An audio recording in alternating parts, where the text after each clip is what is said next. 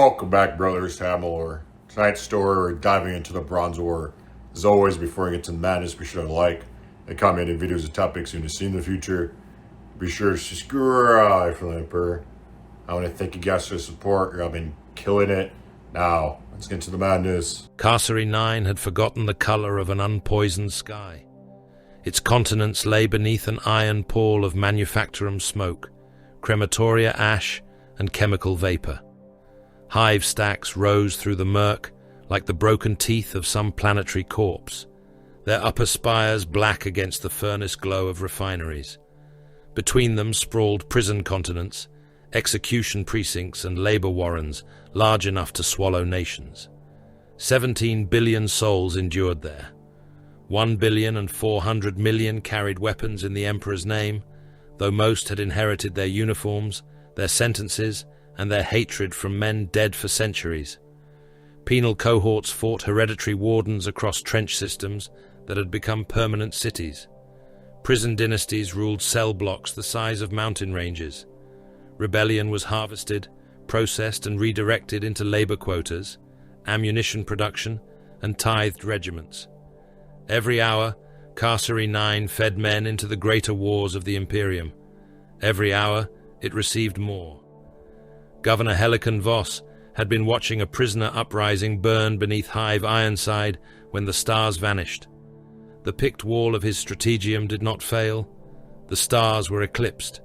Vessels occupied the space above the planet, vast and lightless, their hulls so dark that the auger arrays had mistaken them for void shadow. They emerged without translation flare or astropathic warning. Silent running systems disengaged one by one, revealing the hard contours of warships already within weapons range of Carcery's orbital bastions. The largest vessel bore no transmitted name. Its prow was a brutal wedge of ancient armor. Impact craters scarred its flanks. Monumental gun batteries tracked towards the planet, while launch bays opened like wounds along its underside. Only when the defense grid had acquired firing solutions did the ship identify itself. The Nicor. No hymn accompanied the declaration, no litany of brotherhood, no illuminated heraldry. A single sigil appeared upon the strategium screens. A pale predator, jaws open within a field of grey. Voss stared at it from his command throne. "Where were they?" he demanded. Master Auspex Hadron kept his eyes lowered. Neural jacks trembled in the flesh of his shaved scalp. "Within the outer system, Lord Governor." I asked where. "We do not know." The answer spread silence across the chamber. Carcery's senior officers stood around the throne in lacquered armor, each bearing the red sash of the governor's household cohorts. Their uniforms concealed blades, needlers, and compact las weapons. None moved. None dared appear frightened while Voss could see them. An adept approached, carrying a long casket of black iron. The object had been delivered by teleport flare into the palace receiving hall. It had passed through void shields, sanctuary wards, and the governor's private defense field without triggering an alarm. Voss disliked it before the adept opened the lid. Inside lay a proclamation written upon cured hide. The edges had blackened with age. Wax seals clustered around the lower margin, some marked with sigils no living herald could identify. Others bore the symbols of imperial offices abolished before the founding of Voss's dynasty. The adept's hands shook as he read.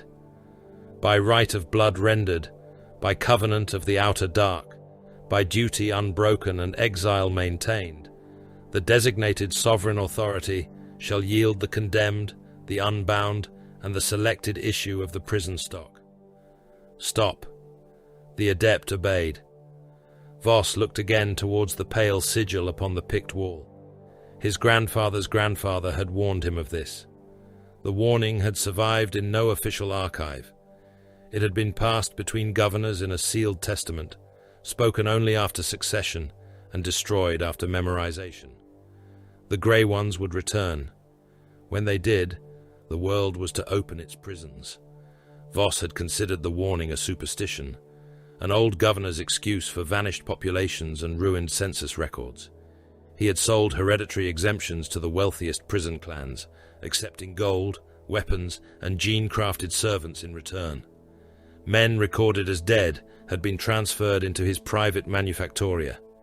Entire regiments existed only as ink upon Departamento Munitorum ledgers. A legitimate collection would expose everything. "How many do they claim?" Voss asked. The adept swallowed. "The writ does not state a number." "Then it is not a writ, it is extortion. My lord, the seals appear authentic. Appearances are the trade of liars." A chime sounded from the communication dais. The Nicor was requesting audience. Voss ordered the channel opened. The hololithic projectors filled the strategium with darkness.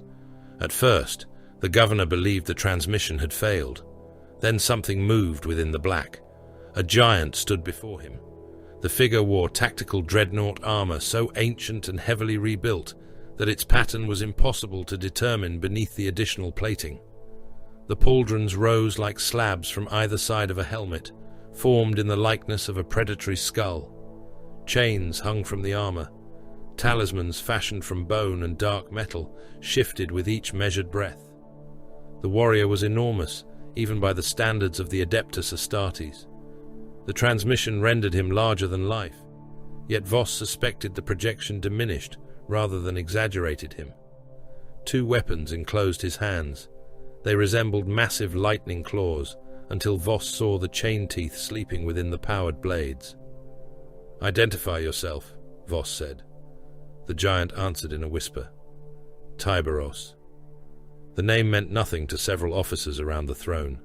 It meant something to the governor's seneschal. The old man went pale. Voss noticed and hated him for it. "Tyberos of what authority?" "The Carcharodons." The whisper carried no distortion of anger. It was quiet enough that Voss leaned forward to hear it, and that small movement felt like submission. "You have entered a sovereign imperial system without clearance. Your vessels threaten installations belonging to the Senatorum Imperialis. We have threatened nothing. Your guns are trained upon my world. They were trained before you saw us." The officers around the throne remained motionless. Voss tightened his fingers upon the throne's arms. "What do you require?" "The tithe. Carcery 9 already supplies the Astra Militarum, the Imperial Navy, and the labor foundries of 3 subsectors. We are not concerned with your other debts." Tyberos did not gesture. He offered no explanation. "The selected population will be surrendered at the designated sites. Aspirant stock, void crew, artisans, chapter serfs. The collection has begun." Voss rose. "You have no authority to begin anything." Tyberos remained still. The governor seized the ancient proclamation from the adept and held it before the projection. "This carrion parchment is not proof. Its laws are unknown. Its seals are dead." The red lenses of Tyberos's helm watched him. "Your dead recognize the seal. You will not pretend to possess less wisdom than bones." The channel ended. Baal Shah watched the first prisoners arrive beneath Execution City Hecaton. The trains came screaming through tunnels cut into the planet's bedrock. Each transport was several kilometers long, its armored carriages linked by chains thicker than a man's torso. Prisoners filled them shoulder to shoulder, iron collars locked around their necks. Some wore the remains of penal uniforms. Others bore clan tattoos, gang brands, or the ritual scars of hereditary execution cadres. The train halted beneath a cavern whose ceiling could not be seen. Lumen towers illuminated processing gantries, blood channels, and raised examination platforms. Orbital lifters waited beyond pressure gates large enough to admit titans. Their holds had been stripped of cargo fittings and fitted with cages. The doors opened. The prisoners came out fighting. Wardens drove shock mauls into the first ranks. Men stumbled onto the platform, shackled together in groups of 20. Some shouted prayers. Others cursed the emperor, the governor, or the grey-armored giants waiting beyond the barricades. Shah stood above them. His power armor was the color of dead stone. Exile markings and devotional script had been carved into its surface, grooves filled with black pigment and old blood. Reaper rested in both hands, the chain axe's motor idling with an animal growl. An apothecary approached the first group. He selected a broad-shouldered youth and drove a needle through the flesh beneath his jaw. Blood travelled into the Narthesium's analyzer. Helix data scrolled across the apothecary's visor. "Deficiency," he said. The youth stared at him. "Deficiency in what?" The apothecary moved on. A warden struck the youth across the face and dragged him towards the discard line. The next candidate was ordered to place his hand within a steel clamp. The device closed until bones fractured. He screamed, tried to wrench free, and received a black mark from the attending serf. Another endured in silence until splintered bone pierced his skin. The apothecary marked him for further examination. The testing continued. Muscle density, organ integrity, aggression, pain response, toxic resistance, genetic stability. The youngest survivors were separated for implantation screening. Older prisoners with useful skills were directed towards the surf and void crew lines. Those carrying unacceptable mutations, wasting diseases or hereditary weakness, were released from their chains and left where they fell. A prisoner broke from the line. He had concealed a shard of metal beneath his tongue. He spat it into his hand, seized an examiner, and drove the point towards the man's throat. Shah descended from the platform. The prisoner turned as the Reaper Prime approached.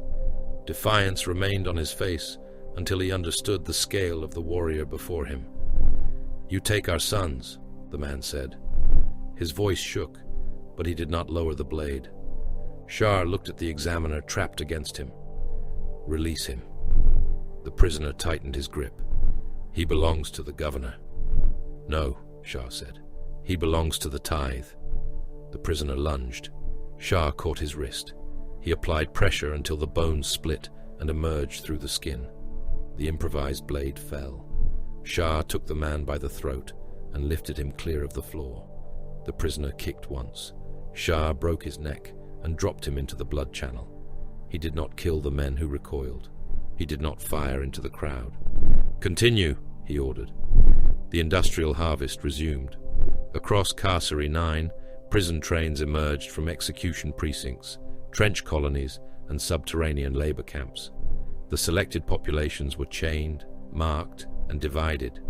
Families separated beneath the eyes of Carcharodon serfs. Fathers were sent towards orbital lifters, while sons were directed to examination cages. Men who resisted vanished beneath shock malls or the fists of wardens desperate to prove their loyalty. Silent grey warriors patrolled the platforms. They did not answer questions. They did not offer comfort. Millions watched from behind electrified barriers as the strongest were taken into the sky. The crowds knew the truth, even when they lacked the words for it. Those taken would never return, as the men they had been. Takahurangi found the absence beneath Hive Ironside. He stood within the governor's ancestral chapel, while armed retainers watched from the transept.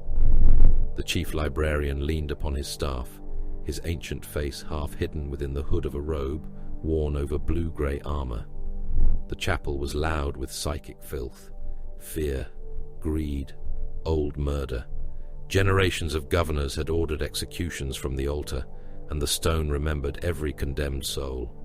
Beneath that accumulated suffering lay nothing, not emptiness, a shape cut from the warp. Takahurangi opened his black eyes. "There is a chamber below us." Voss's seneschal made the sign of the Aquila. "The lower vaults are sealed. Open them." "I possess no authority." Takahurangi looked at him. The seneschal gave the order. The vault lay beneath 30 meters of adamantine and sanctified rockcrete.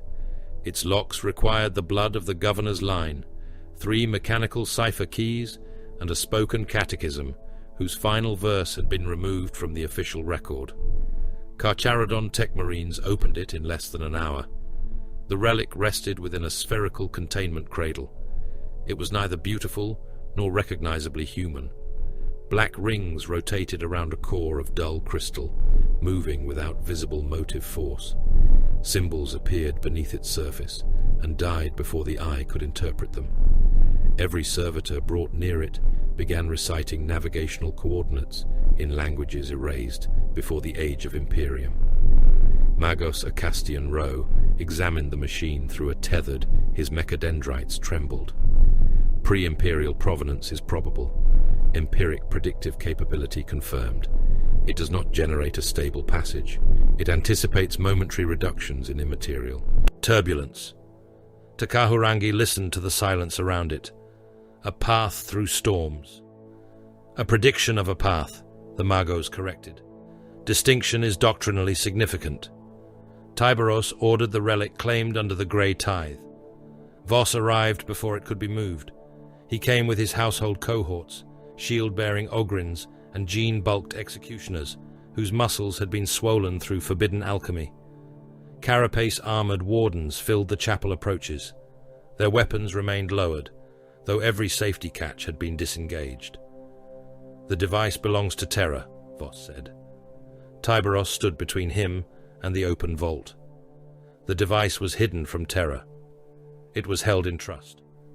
For 37 years, Voss's face hardened. "You possess no evidence of that." "The machine remembers when it was awakened." The governor glanced towards Magos Rowe. The priest's silence condemned him. "This relic is beyond your mandate," Voss said. "Remove your warriors from the vault and return the prisoners already taken. Your claim will be reviewed through lawful channels." Tyberos's voice emerged as a low, mechanical murmur. "You feared lawful channels when they concerned your censors." Voss raised one hand. The household cohorts leveled their weapons.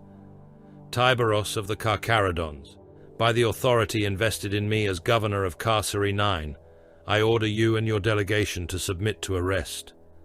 Hunger and Slake awakened. The chain teeth screamed between the powered blades. The first Ogrin charged behind a slab shield. Tyberos met it without changing pace. Hunger punched through the shield, through the Ogrin's forearm, and into its chest. Chain teeth dragged armor, meat and rib fragments outward in a wet eruption. Tyberos cast the body aside. Lasfire struck his plate. Bolts detonated across his pauldrons. He walked forward. A gene-bulked executioner swung a powered cleaver at his head. Tyberos caught the weapon between Slake's blades, sheared it apart, and closed the gauntlet around the executioner's shoulder.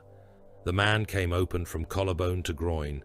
His organs spilled across Tyberos's armor and slapped onto the chapel floor in steaming ropes. The household commander drove a shock lance towards the gap beneath Tyberos's breastplate. Tyberos seized him. His fingers closed around the commander's cuirass. Ceramite reinforcement buckled. Ribs broke in sequence. The commander's chest collapsed inward until blood burst from the seals around his gorget and flooded the inside of his helmet. Tyberos dropped the twitching armor. He moved with hideous economy.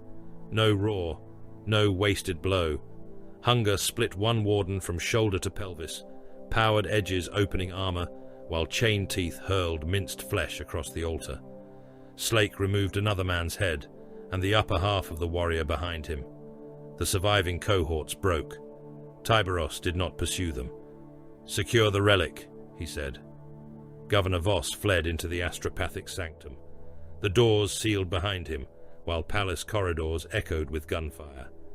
He ordered the choir awakened, and dictated the appeal himself. He named the invaders an unidentified and potentially renegade chapter. He described the Red Tithe as mass abduction. He called the Nadir engine an irreplaceable asset of the Senatorum Imperialis. He listed every dead officer as a loyal servant, murdered without provocation. He removed all mention of the ancient compact. He removed the seals. He removed the census fraud. Bound astropaths screamed as the message was burned through their minds and cast into the warp. Far away, upon the throne world of humanity, a sealed conclave received the governor's plea. The assembled lords reviewed the fragments attached to the name Carcharodons, exiles, predators, a chapter operating beyond ordinary oversight, a fleet that appeared without warning, took imperial citizens, and traded unknown relics with the priesthood of Mars. They did not order an investigation. They issued a sentence. Within the fortress ship, Daedalus Crater, caskets opened beneath red lumen light. Bronze-armored giants stirred within their restraint thrones as serfs disconnected nutrient lines and awakened weapon spirits. At the heart of the vessel, an ancient warrior opened his eyes. The punitive writ waited before him. It bore the name of Tyberos. Asterian Moloch began to rise. The writ lay open beneath the dead gaze of conquered brothers. Asterian Moloch stood within the strategium of the Daedalus Crater, surrounded by the records of wars the Imperium preferred not to remember. The chamber was circular and windowless, its walls formed from black adamantine inlaid with bronze reliefs. Each relief depicted an oath fulfilled through extermination. Shields had been mounted between them, their heraldry scraped away or burned beyond recognition. Broken power blades hung in iron clamps. Cracked helms stared down from alcoves where votive candles had long since guttered into fat black pillars of wax. Some trophies had belonged to rebels. Others had belonged to loyal sons of the Emperor, whose obedience had proved inconveniently incomplete. Moloch regarded them without pride. The dead were instruction. A hololithic image hovered above the central tactical dais. Lines of high Gothic burned in the air, each clause sealed beneath sigils of the Senatorum Imperialis. The order had passed through encrypted astropathic choirs, Mechanicus authentication engines, and the command sanctums of the Minotaurs before reaching him. Its authority was genuine. Its language was precise wherever precision served terror, and deliberately broad wherever destruction might be required. Recover the population seized from Carcery 9. Secure the empiric artifact, designated the Nadir engine. Take possession of all gene seed records, tithe ledgers and archives pertaining to the Carcharodon's recent operations. Compel the warrior identified as Tyberos, Shade Lord of the Carcharodons, to submit himself for judgment. Lethal force was authorized in the event of resistance. Moloch read the final clause again. It was not permission to conduct a measured arrest. It was permission to end a chapter. Ivanus Encomi stood on the opposite side of the dais, skull-faced helm held beneath one arm. His black hair had been bound away from the ritual scars cut across his scalp. The reclusiarch's face was hard and deeply lined, the flesh around his throat marked by old burns, where an enemy weapon had once breached his gorget. The wording is deliberate, Encomi said. Yes. They expect resistance. They desire it. Encomi's mouth tightened. Then terror has already passed sentence. Moloch looked beyond the writ. The hololith changed. Carcery 9 vanished, replaced by fragmentary pict records gathered across centuries. A grey-armoured warrior emerged from darkness aboard an imperial vessel, severed an armsman at the waist, and disappeared before the corpse struck the deck. Another image showed power-armoured figures moving through the ruins of Badab, their armour covered in exile markings and dried blood. Tactical runes identified boarding vectors, disappearance patterns, kill ratios, and unrecovered gene seed. Much of the information contradicted itself. Some records claimed that the Carcharodons maintained no more than a few hundred battle brothers. Others implied a force approaching full chapter strength. Several estimated that Tyberos commanded multiple ancient vessels. None agreed on how many. The Minotaurs possessed clearer records of lesser chapters than they did of the Carcharodons. Moloch distrusted ignorance more than any weapon. "Show the red tithe reports," he ordered. The strategium cogitator obeyed. Witness statements unfolded in the air. Penal populations taken from remote worlds. Convict stock removed from prison moons. Artisans, voidsmen and youths selected beneath ancient agreements whose legal foundations were older than many sector governments. Some governors had welcomed the collections. Others had protested after the Carcharodons had already departed. Picked captures showed ranks of chained men disappearing into black-hulled vessels. No Carcharodon in the recordings spoke more than a few words. Moloch watched the footage twice. "They do not threaten before striking," Enkomi observed. "They do not need to. Their silence is theater. No, it is economy." Moloch enlarged a picked recording of a boarding action. The image trembled with corrupted data. Grey figures moved beyond the light of a ruptured passage, appearing only when muzzle flashes lit their armor. They did not charge as berserkers charged. They allowed the defenders to fire at shadows, waited for ammunition to run low, then attacked from 3 directions at once. "They will refuse the shape of war offered to them," Moloch said. "They will avoid our strength. They will attack command relays, magazines, apothecarian decks, and engine spaces. They will withdraw when containment becomes probable. They are predators. All warriors are predators. These have remembered patience." Moloch turned from the display. "Begin the muster." The Minotaurs answered as one body. Orders passed through the Tyberos crater in bursts of encrypted Binharic and battle cant. Across the surrounding void, strike cruisers altered course.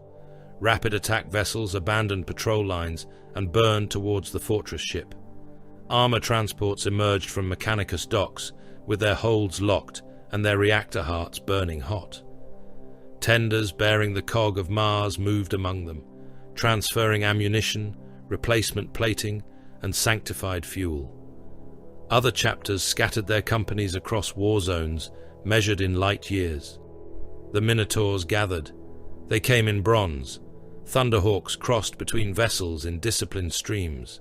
Storm Eagles settled into launch cradles beneath cathedral-sized hangars. Spartan assault tanks were chained to reinforced decks, their armored hulls scarred by sieges against enemies whose names had been removed from Imperial record. Vindicators waited with their demolisher cannon muzzles sealed beneath wax and prayer parchment. Predators stood in rank upon rank, ammunition servitors crawling beneath them like pale insects. Within the dreadnought vaults, Contemptor-pattern hecatombs awoke. Ancient warriors stirred inside amniotic sarcophagi. Reactor lights pulsed red. Clawed hands closed with enough force to deform adamantine restraint bars. Tech marines moved between the towering war machines, speaking activation litanies, while memory engines replayed the names of chapters the entombed veterans had fought. Terminator armor was removed from reliquary cages. Not a few suits. Scores. Cataphractii plate, Indomitus plate, and rarer patterns whose machine spirits remembered the Great Crusade were borne towards arming halls by teams of bowed servitors. Thunder hammers were tested against sacrificial anvils. Storm shields flared beneath power field calibration. Chain fists screamed as adamantium teeth chewed through blocks of ship-grade armor. The Minotaurs prepared not as crusaders embarking upon a distant war. They prepared as executioners approaching a restrained prisoner. Moloch entered the arming chamber alone. The hall was narrow and high, its ceiling lost above drifting incense.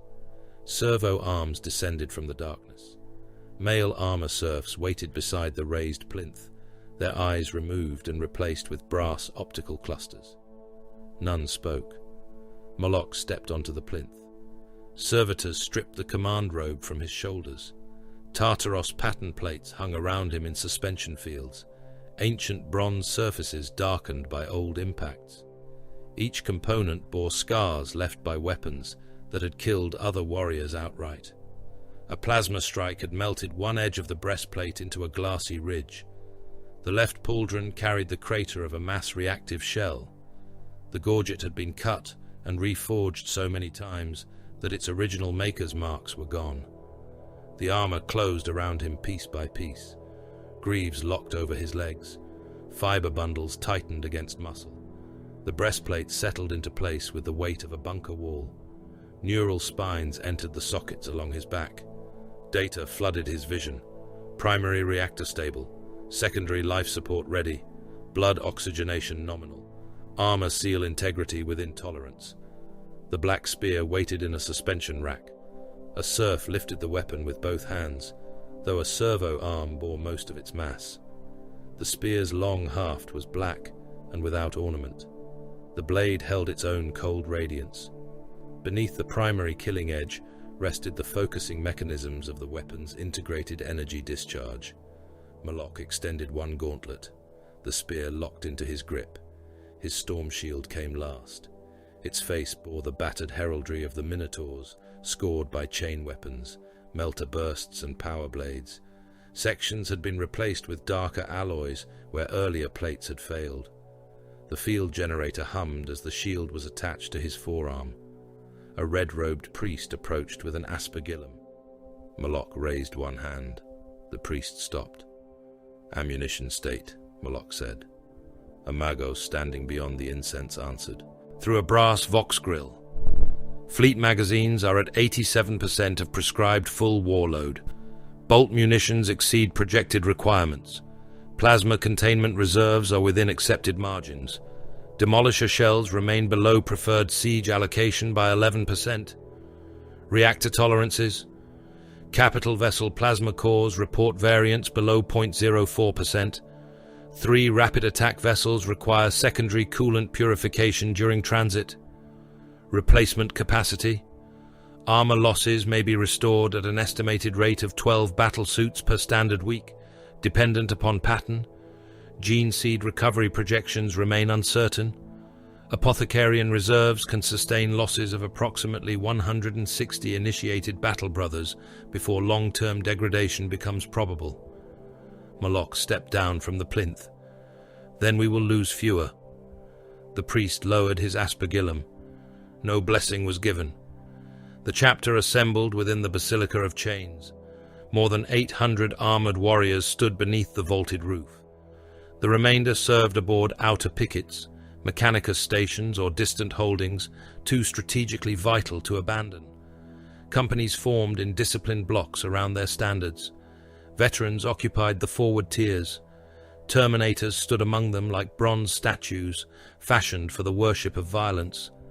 Servitors and chapter serfs crowded galleries above.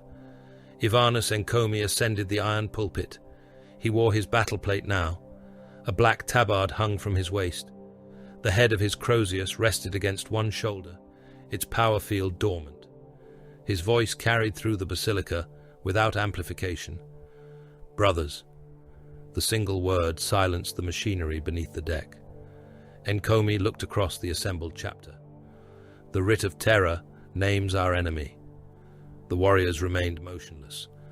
Not an alien, not a demon, not a mutant clawing towards the light of mankind. He allowed the words to settle. "Our enemy bears the form of a brother." Servitors turned the chapter standards towards the pulpit. Bronze bullheads stared over ranks of helmed warriors. The Carcharodons claim ancient privilege. They hide beyond the bounds of ordinary command and return only to feed.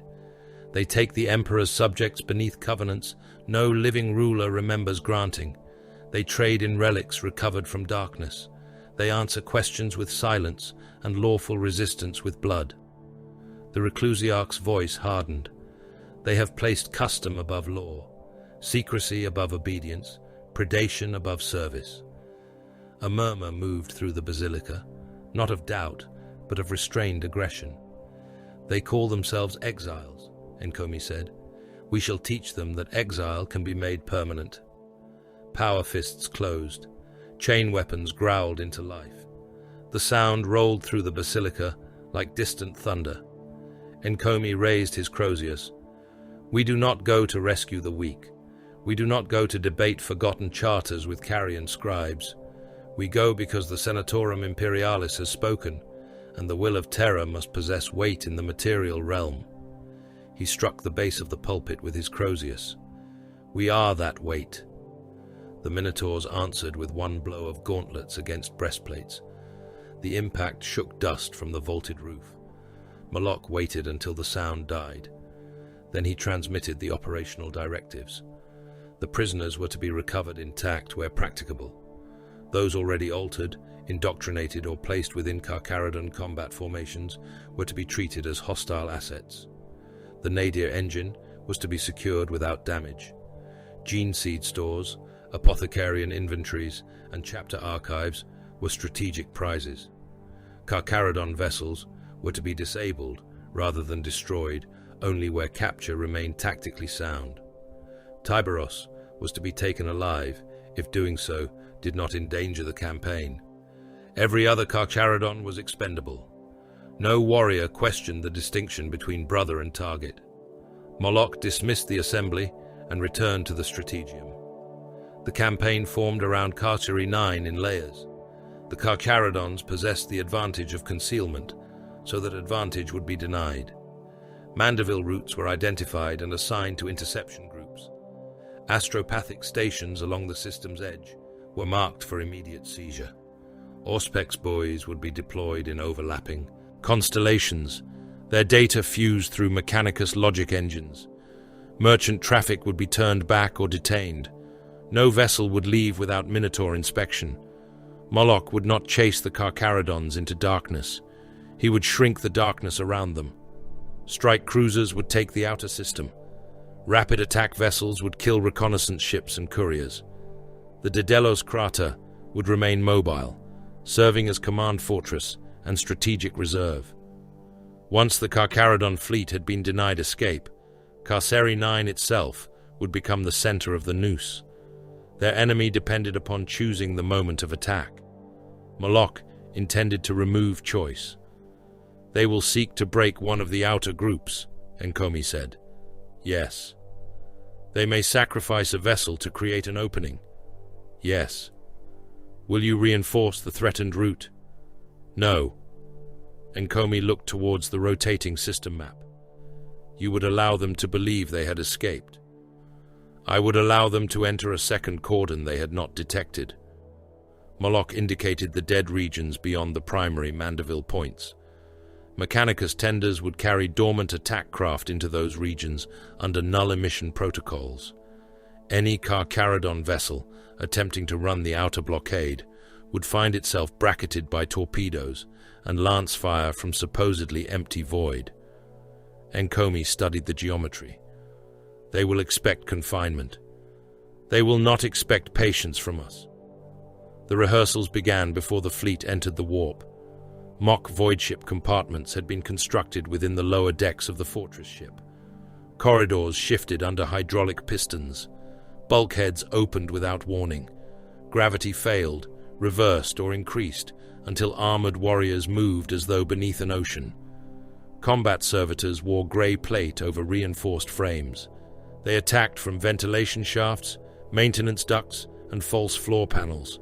Some carried chain weapons, others contained demolition charges and detonated when approached.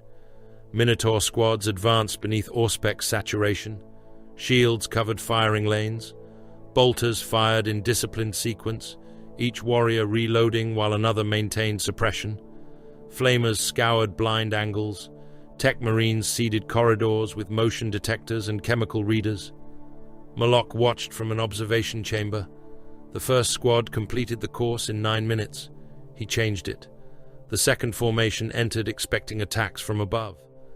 The servitors emerged from behind them. He changed it again. The third squad advanced behind shields. The deck collapsed beneath their rear rank and isolated half the formation. He changed it again. One sergeant halted before a silent junction and ordered both passages saturated with fire. Nothing attacked. The squad expended ammunition and advanced. Servitors erupted from the ceiling only after the Minotaurs had passed. Moloch ended the exercise. The sergeant stood before him, armor marked by training impacts. "You expected the enemy to appear," Moloch said. "Yes, Lord." "That expectation killed 4 warriors." The sergeant bowed his head. Moloch struck him once with the rim of his shield. The blow hurled the warrior across the chamber and cracked his breastplate. He rose immediately, blood running from beneath his helm. "Expectation is not intelligence," Moloch said. "Repeat the course." The Minotaurs repeated it until no warrior trusted silence, darkness, wreckage, or the bodies of the fallen. Later, Enkomi found Moloch alone before the trophy wall. The Reclusiarch removed his helm. "Do you believe them, renegade?" Moloch did not turn. The writ identifies them as potentially renegade. "That was not my question." "No." Enkomi waited. Moloch looked upon a broken shield taken from an Astartes commander who had died insisting upon his loyalty. Their spiritual condition is irrelevant. If they remain loyal, we will spill loyal blood. Loyalty is not exemption from command. Their ancient compact may be valid. Then they may present it after submission. Encomi's expression remained unreadable. And if the order was shaped by false testimony? The Senatorum issued it. That does not make the testimony true. No. Moloch turned at last. We are not judges. We are the weight of the sentence. Warp sirens began to sound. The fleet entered. Translation in battle order. Days of immaterial darkness followed. Geller fields moaned around the vessels. Servitors screamed prophecies through mouths sewn shut. Bronze warriors stood within restraint cradles while the Empyrean clawed against reality. Then the warp released them. The carcery system appeared ahead. Minotaur ships emerged around the outer markers in disciplined formations. Strike cruisers translated first, their shields already raised. Rapid attack vessels followed along separate vectors. The Daedalus crater entered last, immense and bronze beneath the light of a dying star. Astropathic relays were seized before their choirs could transmit warning. Merchant vessels were intercepted and turned away beneath threat of destruction. The outer defense stations recognized ancient override codes and surrendered their weapon controls to Minotaur command. Auspex constellations ignited across the void. Mandeville routes closed one by one. Moloch stood upon the strategium dais as Carcery 9 appeared in the hololith, a diseased sphere surrounded by the pale icons of the Carcharodon fleet. Tyberos had not yet received the first formal hail. He had not yet been ordered to yield. He had not yet been told that Terra had sent its hounds. Moloch watched the last escape vector turn from amber to red. The killing chamber was sealed. The outer guns of Carcery 9 turned in obedience to the wrong master. Upon the defense station, Lex Talionis, Master Castellan Ormond Bale, watched his command runes change from loyal green to punitive bronze. The transformation spread across the strategium's tactical sphere in ordered sequence. Lance batteries accepted new firing protocols. Torpedo cradles unlocked beneath remote command. Minefields surrendered their recognition ciphers. The station's Auspex arrays ceased reporting directly to Carcerai and began transmitting every scrap of collected data to the vessels assembling at the system's edge. Bale struck the brass rim of his command pulpit. Sever the external communion. His engine seer remained bowed over the cogitator shrine. Bundles of cables entered the flesh beneath the man's jaw, pulsing as machine data traveled through them. I cannot comply, Castellan. Then disengage the batteries from the command lattice. The sanctified overrides are absolute. Nothing is absolute aboard my station. The engine seer lifted his head. Blood leaked from one nostril, where the imposed data stream had ruptured a vessel. These codes bear the authority of the Senatorum Imperialis. Bale turned towards the main oculus. Beyond the armored glass, bronze warships were moving among the stars. They had entered under identifications reserved for trusted instruments of terror. Their transmissions carried layers of encryption that Carcery's systems had been designed to obey rather than question. Defense monitors had lowered their void shields. Astropathic relays had opened their sealed docks. Custom stations had granted full access to cargo ledgers, flight plans, and planetary communication channels. The governor's rescuers had arrived.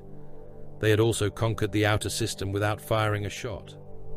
A new figure appeared within the command hololith, rendered in hard amber light. The warrior's armor was bronze. A black spear rested in one hand, its blade rising beyond the limits of the projection.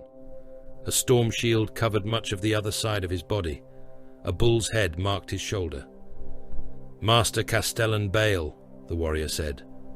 Bale felt every officer within the strategium looking towards him. You have me at a disadvantage, Lord. I am Asterion Moloch, chapter master of the Minotaurs. The name carried weight. Even in a system where reliable news arrived decades late, Bale knew it. He descended from his pulpit and knelt. "My station stands ready to aid you." "It already does." Bale raised his head. Moloch continued, "You will maintain all defense systems at combat readiness. No vessel is to depart the system without my authorization. Any ship refusing inspection will be disabled. Any ship attempting translation will be destroyed. My lord, merchant traffic supplies 3 prison continents. An extended interdiction will cause shortages. That is not relevant to your orders. The governor must confirm any alteration to planetary defense protocols. He is not required." The transmission ended. Bale remained upon one knee before an empty hololith. Only then did he understand that the Minotaurs had not come to restore Governor Helican Voss's authority. They had come to replace it. The formal hail reached the Nicor 17 minutes after the final Mandeville route closed. Tyberos stood upon the command dais as the message entered the bridge. The chamber had been shaped for darkness. Lumen globes remained extinguished. Consoles emitted only the faintest red radiance, enough to illuminate the hands of mortal crewmen, but not their faces. Chapter serfs sat fused to their stations by cables and interface thrones, their heads bowed beneath augmetic crowns. Pale-skinned officers moved between them without speaking. Carcharodon warriors stood within the shadowed galleries. They wore no helms. Their flesh had the bloodless cast of men born beneath dead stars, their eyes black from edge to edge. Exile markings covered their armor and crawled across exposed skin in hooked lines. They watched the hololithic shape of Asterian Moloch resolve above the strategium floor. Bronze armor filled the projection. Moloch spoke without preamble. "Tyberos, Shade Lord of the Carcharodons, you are addressed under the authority of the Senatorum Imperialis and by its appointed executioners." The red wake did not move. "You are ordered to surrender all citizens removed from Carcery 9 under the collection you name the Red Tithe. You will surrender the empiric artifact identified as the Nadir engine. You will transfer all gene seed inventories, apothecarian records and documentation concerning recent grey tithes to my custody." Moloch's voice was deep, controlled, and utterly without ceremony. "All Carcharodon vessels are to power down their weapons and drives. Launch bays are to be sealed. Teleportariums are to be rendered inoperative. You will submit yourself for judgment." The bridge listened. "Compliance is required within 1 standard hour. Resistance will be answered with lethal force." Tyberos remained half-hidden beyond the reach of the dim console light. Hunger and Slake rested at his sides, their chain teeth silent within the great powered blades. "You speak with Terra's voice," he said. "I speak with its authority. The voice reached you through a liar. That accusation does not alter the writ. It alters everything upon which the writ was built." Moloch's projected helm gave no indication of expression. "You may present evidence once you have submitted." "No." The word passed through the bridge like the scrape of a blade across stone. "You acknowledge the authority of the Senatorum Imperialis," Moloch said. "I acknowledge its existence. You deny its command. I deny the account that provoked it. The distinction is without value while you remain under arms." Tyberos stepped forward. Red light passed across the predatory planes of his helm. The ancient plates of his armor swallowed what little illumination reached them. The Terminator warplate made him appear less like an armored warrior than a piece of the Nicor itself torn loose and given motion. "The aspirants were taken by compact," he said. "The serfs were taken by right. The relic was concealed from the Imperium and recovered beneath our seal. Your traditions have no standing against the Senatorum Imperialis." Tyberos inclined his head by less than the width of a blade. "Then send the Senatorum into the dark. Let them collect what we have collected. Let them die where we have endured." Several of the pale warriors upon the bridge bared filed teeth. Moloch did not answer the contempt with anger. "The hour has begun." The transmission vanished. Silence returned. Takahurangi stood at the foot of the command dais, leaning upon his force staff. Age had marked him in ways that war rarely marked the Adeptus Astartes. His face was lean, scarred, and weathered. Long black hair, threaded with iron grey, hung around the collar of his armour. The eyes beneath his heavy brow were as dark as those of his brothers, yet something moved behind them that belonged to no mortal ocean. "The noose is closed," he said. Tyberos regarded the tactical sphere. Bronze runes surrounded Carcery 9. Defense stations, astropathic relays, and translation boundaries had all fallen beneath Minotaur authority. "A noose requires a neck. They intend to find ours." The chief librarian closed his eyes. The warp pressed against him. Fear from the planet rose like steam from a slaughterhouse. Billions of minds filled the immaterium with hunger, pain, and the dull repetition of inherited misery. Around the system's edge burned the hard, brutal presence of the Minotaurs. Their souls did not blaze like those of zealots. They resembled furnace doors held shut by iron bars, violence banked behind discipline. Beneath them all lay the wound around the nadir engine, a place where the warp refused to speak. Takahurangi searched beyond it, following the psychic scar left by Governor Voss's transmission. He sensed omissions more clearly than lies. Truth had been butchered before it was cast into the Empyrean. Names excised, covenants unspoken, old seals concealed beneath fresh claims of outrage. Yet the message had passed through too many hands. Some had believed it. Some had not cared whether it was true. He opened his eyes. "The governor cut the compact from his plea," he said. "He buried the age of the seal. He named the condemned as lawful citizens, and the concealed relic as an acknowledged possession of terror. We knew this. I cannot see how far the knowledge travels. There are minds upon the throne world shielded from sight. The writ may be deception swallowed whole, or deception accepted, because it serves another purpose." Tyberos looked towards him. "Which?" The dark does not answer. It rarely does. Takahurangi moved closer to the tactical sphere. The Minotaurs are not a pack loosed in hunger. Moloch has taken the outer guns, blinded the astropaths, and divided every road from the system. He has brought siege engines, armor, munitions, and enough warriors to sustain losses that would cripple us. Then he expects losses. He will spend them. So will we. That is not counsel. "No," Tyberos said. "It is recognition." Takahurangi's gaze remained upon the bronze runes. "Restraint is not surrender, Void Father." Tyberos made no reply. "Give him evidence," the librarian continued. "Force him to declare that proof has no value. Let his own words bind him before the Imperium. He has declared it, not before witnesses who matter." Tyberos turned from the display. "Prepare the engine for removal. Scatter the tithe transports. No vessel is to approach the Mandeville boundary." He expects an attempt to break containment. He will be disappointed. Takahurangi heard what lay beneath the words. The Minotaurs had closed the ways out. Tyberos intended to move deeper in. St. Orison hung above Carcery 9's northern hemisphere, a customs fortress built around the keel of a vessel dead for 6,000 years. Cargo docks encircled it in 3 immense rings.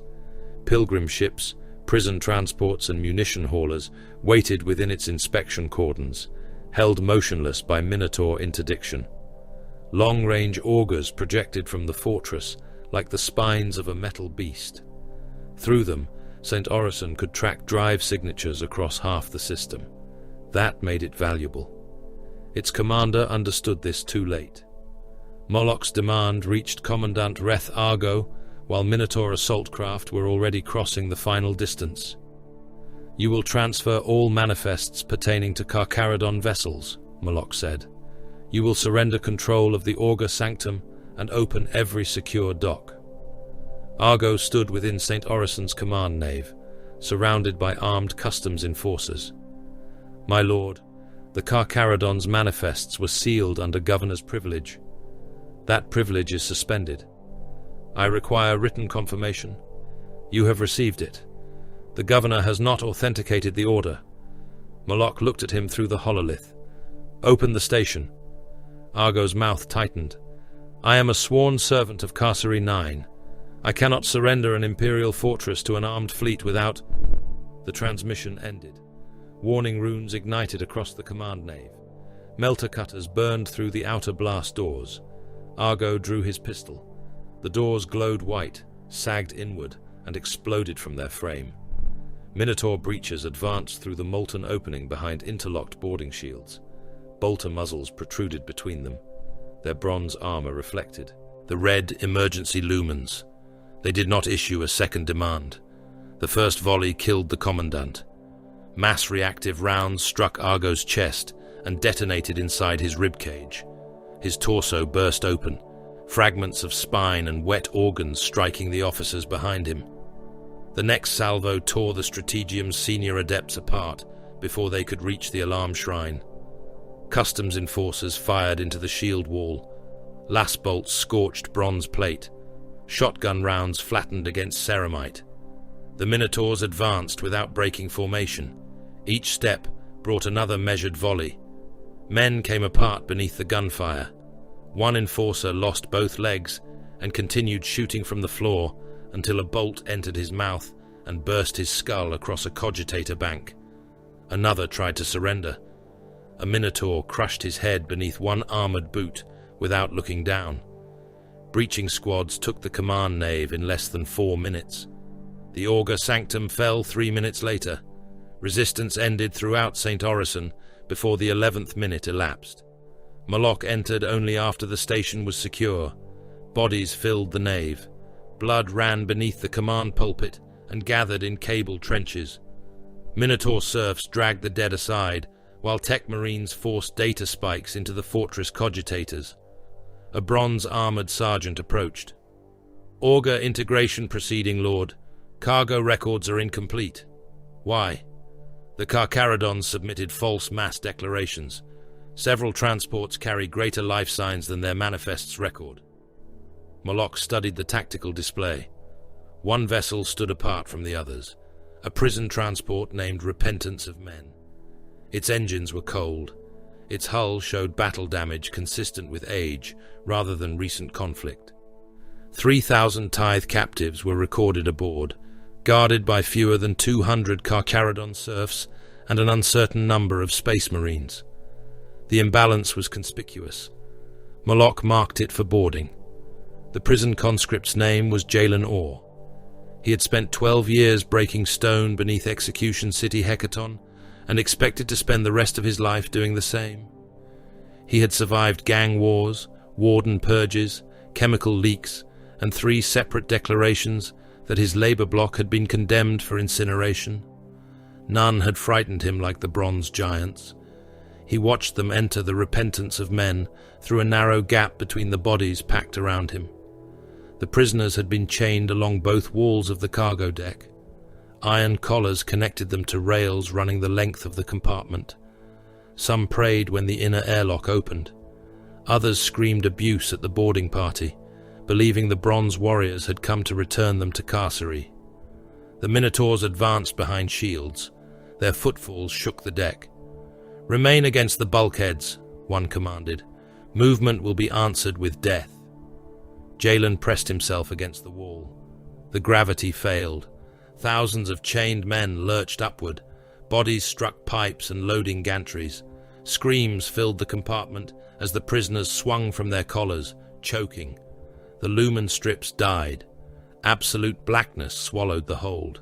The Minotaurs' helms clicked as their vision systems changed modes. Jalen heard one of them say, "Rear contact." Bolter fire erupted.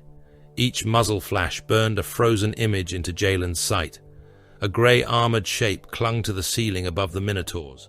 Feet locked around a support beam. It fired downward. A bronze warrior's shoulder vanished in an eruption of armour and blood. More grey shapes emerged from maintenance cavities behind the boarding formation. They made no sound. Chainblades screamed. a Carcharodon dropped onto a Minotaur's back and drove a chain axe through the junction between pauldron and neck. The teeth ripped into the gorget, spraying blood in slow-floating globules. The Minotaur turned, seized his attacker, and smashed him through a pipe bank. Bronze shields locked in both directions. Bolters fired down the corridor. Prisoners burst apart between the two forces. A round struck the man chained beside Jalen. His abdomen exploded, filling the darkness with loops of intestine and fragments of pelvis. The impact spun the remains around the restraint rail. Jalen dragged himself beneath the corpse and held it over his head as armor collided all around him. The giants fought over the prisoners as though none of them were human. A Minotaur drove a power fist through a grey warrior's breastplate. The fist emerged through his spine, trailing shattered bone, cables and both hearts reduced to pulp. Before the bronze giant could withdraw his arm, another Carcharodon came along the wall on all fours, magnetic boots releasing and locking with insectile speed. He severed the Minotaur's helmet at the jaw. The head remained inside. Blood poured through the opened gorget. Jalen buried his face against the deck as artificial gravity returned in a single violent surge. Bodies crashed down. A Minotaur fell across him, dead weight pinning his legs. The armor's damaged reactor casing hissed against the floor. Beyond it, chain weapons continued to turn men into meat. Blood and coolant entered the deck drains together until the grills clogged with severed fingers, torn cloth, and lumps of flesh. Jalen did not know which chapter served the Emperor more faithfully. He knew only that the Emperor had sent both. Aboard the Daedalus crater, Moloch watched the boarding telemetry fail. The repentance of men had been bait. He understood the shape of the trap without anger. The Carcharodons had exposed an apparently vulnerable transport, allowed the Minotaurs to board, and then enclosed the assault force inside a ship prepared for darkness and close murder. A captain beside the command dais spoke. Boarding cadre Tarsus requests reinforcement. Survivors remain within the forward holds. How many? 32 battle brothers. Perhaps fewer. Carcharodon life signs are converging. Extraction probability. Below acceptable threshold. Then no reinforcement. The captain paused. My lord, they may hold until a second wave reaches them. That is what Tyberos expects. Moloch magnified the transport's position. 3 grey escort vessels waited beyond it, drives idling. Their placement suggested readiness for recovery or counterboarding. The transport is a hook, he said. Our brothers are the barb. The captain understood. Moloch opened a channel to the nearest strike cruiser. Target the repentance of men. Disable engines and primary power. Lord, our warriors remain aboard. They know their duty. A lance battery fired. White light crossed the void. The beam struck the transport's stern and carved through armor, reactor shielding, and drive assemblies. The repentance of men twisted as its engines detonated. Atmosphere vented from a dozen wounds, carrying prisoners and wreckage into space. Moloch watched the life signs aboard the vessel disappear in clusters. He felt no anger. He recorded the loss. Tyberos watched the burning transport from the bridge of the Nicor. The lance strike had killed Minotaur and Carcharodon alike. It had killed thousands of tithe prisoners. Moloch had sacrificed his boarders rather than permit their recovery, and crippled the bait vessel before the Carcharodons could turn it into a weapon. Tekahurangi stood beside the command dais. He spends blood without hesitation. He spends it with purpose, Tyberos said. Across the tactical sphere, the Minotaur deadline continued to descend. More than half the allotted hour remained. Tyberos lifted one gauntlet. Begin the red wake. The void answered. Carcharodon vessels broke formation around Carceri 9. Drives hidden beneath thermal shrouds ignited among the planet's orbital wreck fields. Dead freighters shed false hull panels and revealed weapons batteries beneath them. Torpedoes awakened inside clouds of debris, their machine spirits acquiring bronze targets at killing range. The first salvo streaked towards the Minotaur fleet. The hour had not expired. Obedience had. The first torpedoes struck before the Minotaur fleet had completed its turn. They came from the dead. Frozen bodies spun through Carcery 9's orbital graveyard, thousands of corpses cast from ruptured transports and execution hulks over centuries of industrial failure. Void frost silvered their skin. Chains trailed from wrists and throats. Some remained locked together in long processional lines, condemned men continuing their sentence beyond death. Among them drifted the weapons of the Carcharodons. Machine spirits awakened within hollowed cadavers and shattered cargo drums. Guidance vanes unfolded. Drives ignited beneath frost and funeral rags. The dead became fire. Moloch watched the salvo divide. No two torpedoes followed the same course. Some accelerated towards the Daedalus crater. Others turned upon Minotaur strike cruisers, attack craft carriers, and Mechanicus tenders. Several ignored the warships entirely and plunged towards the outer Augur constellation, where fragile data shrines hung behind little more than prayer wards and thin armor. "Defense pattern Aster," Moloch ordered. His voice crossed the strategium without urgency. The Minotaur fleet moved. Strike cruisers rotated behind overlapping void shields. Escort vessels accelerated into the torpedoes' paths, point defense batteries filling the darkness with streams of tracer fire. Defense lasers burned holes through clouds of corpses. Bodies exploded in frozen sprays as shells passed through them. The first torpedo died less than 100 kilometers from the fortress ship. The second crossed beneath a cruiser's fire arc and struck the vessel's prow. Its warhead drove through armor before detonating. Adamantine plates bulged outward. Compartments vanished in white fire. Moloch watched the cruiser's icon remain active. The vessel could still fight. The outer Augur constellation was less fortunate.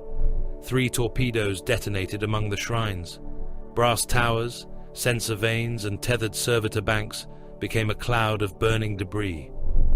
"Redundancy grid engaged," a Minotaur captain reported. Moloch studied the void. The Carcharodon's assault had not been intended to cripple the fleet.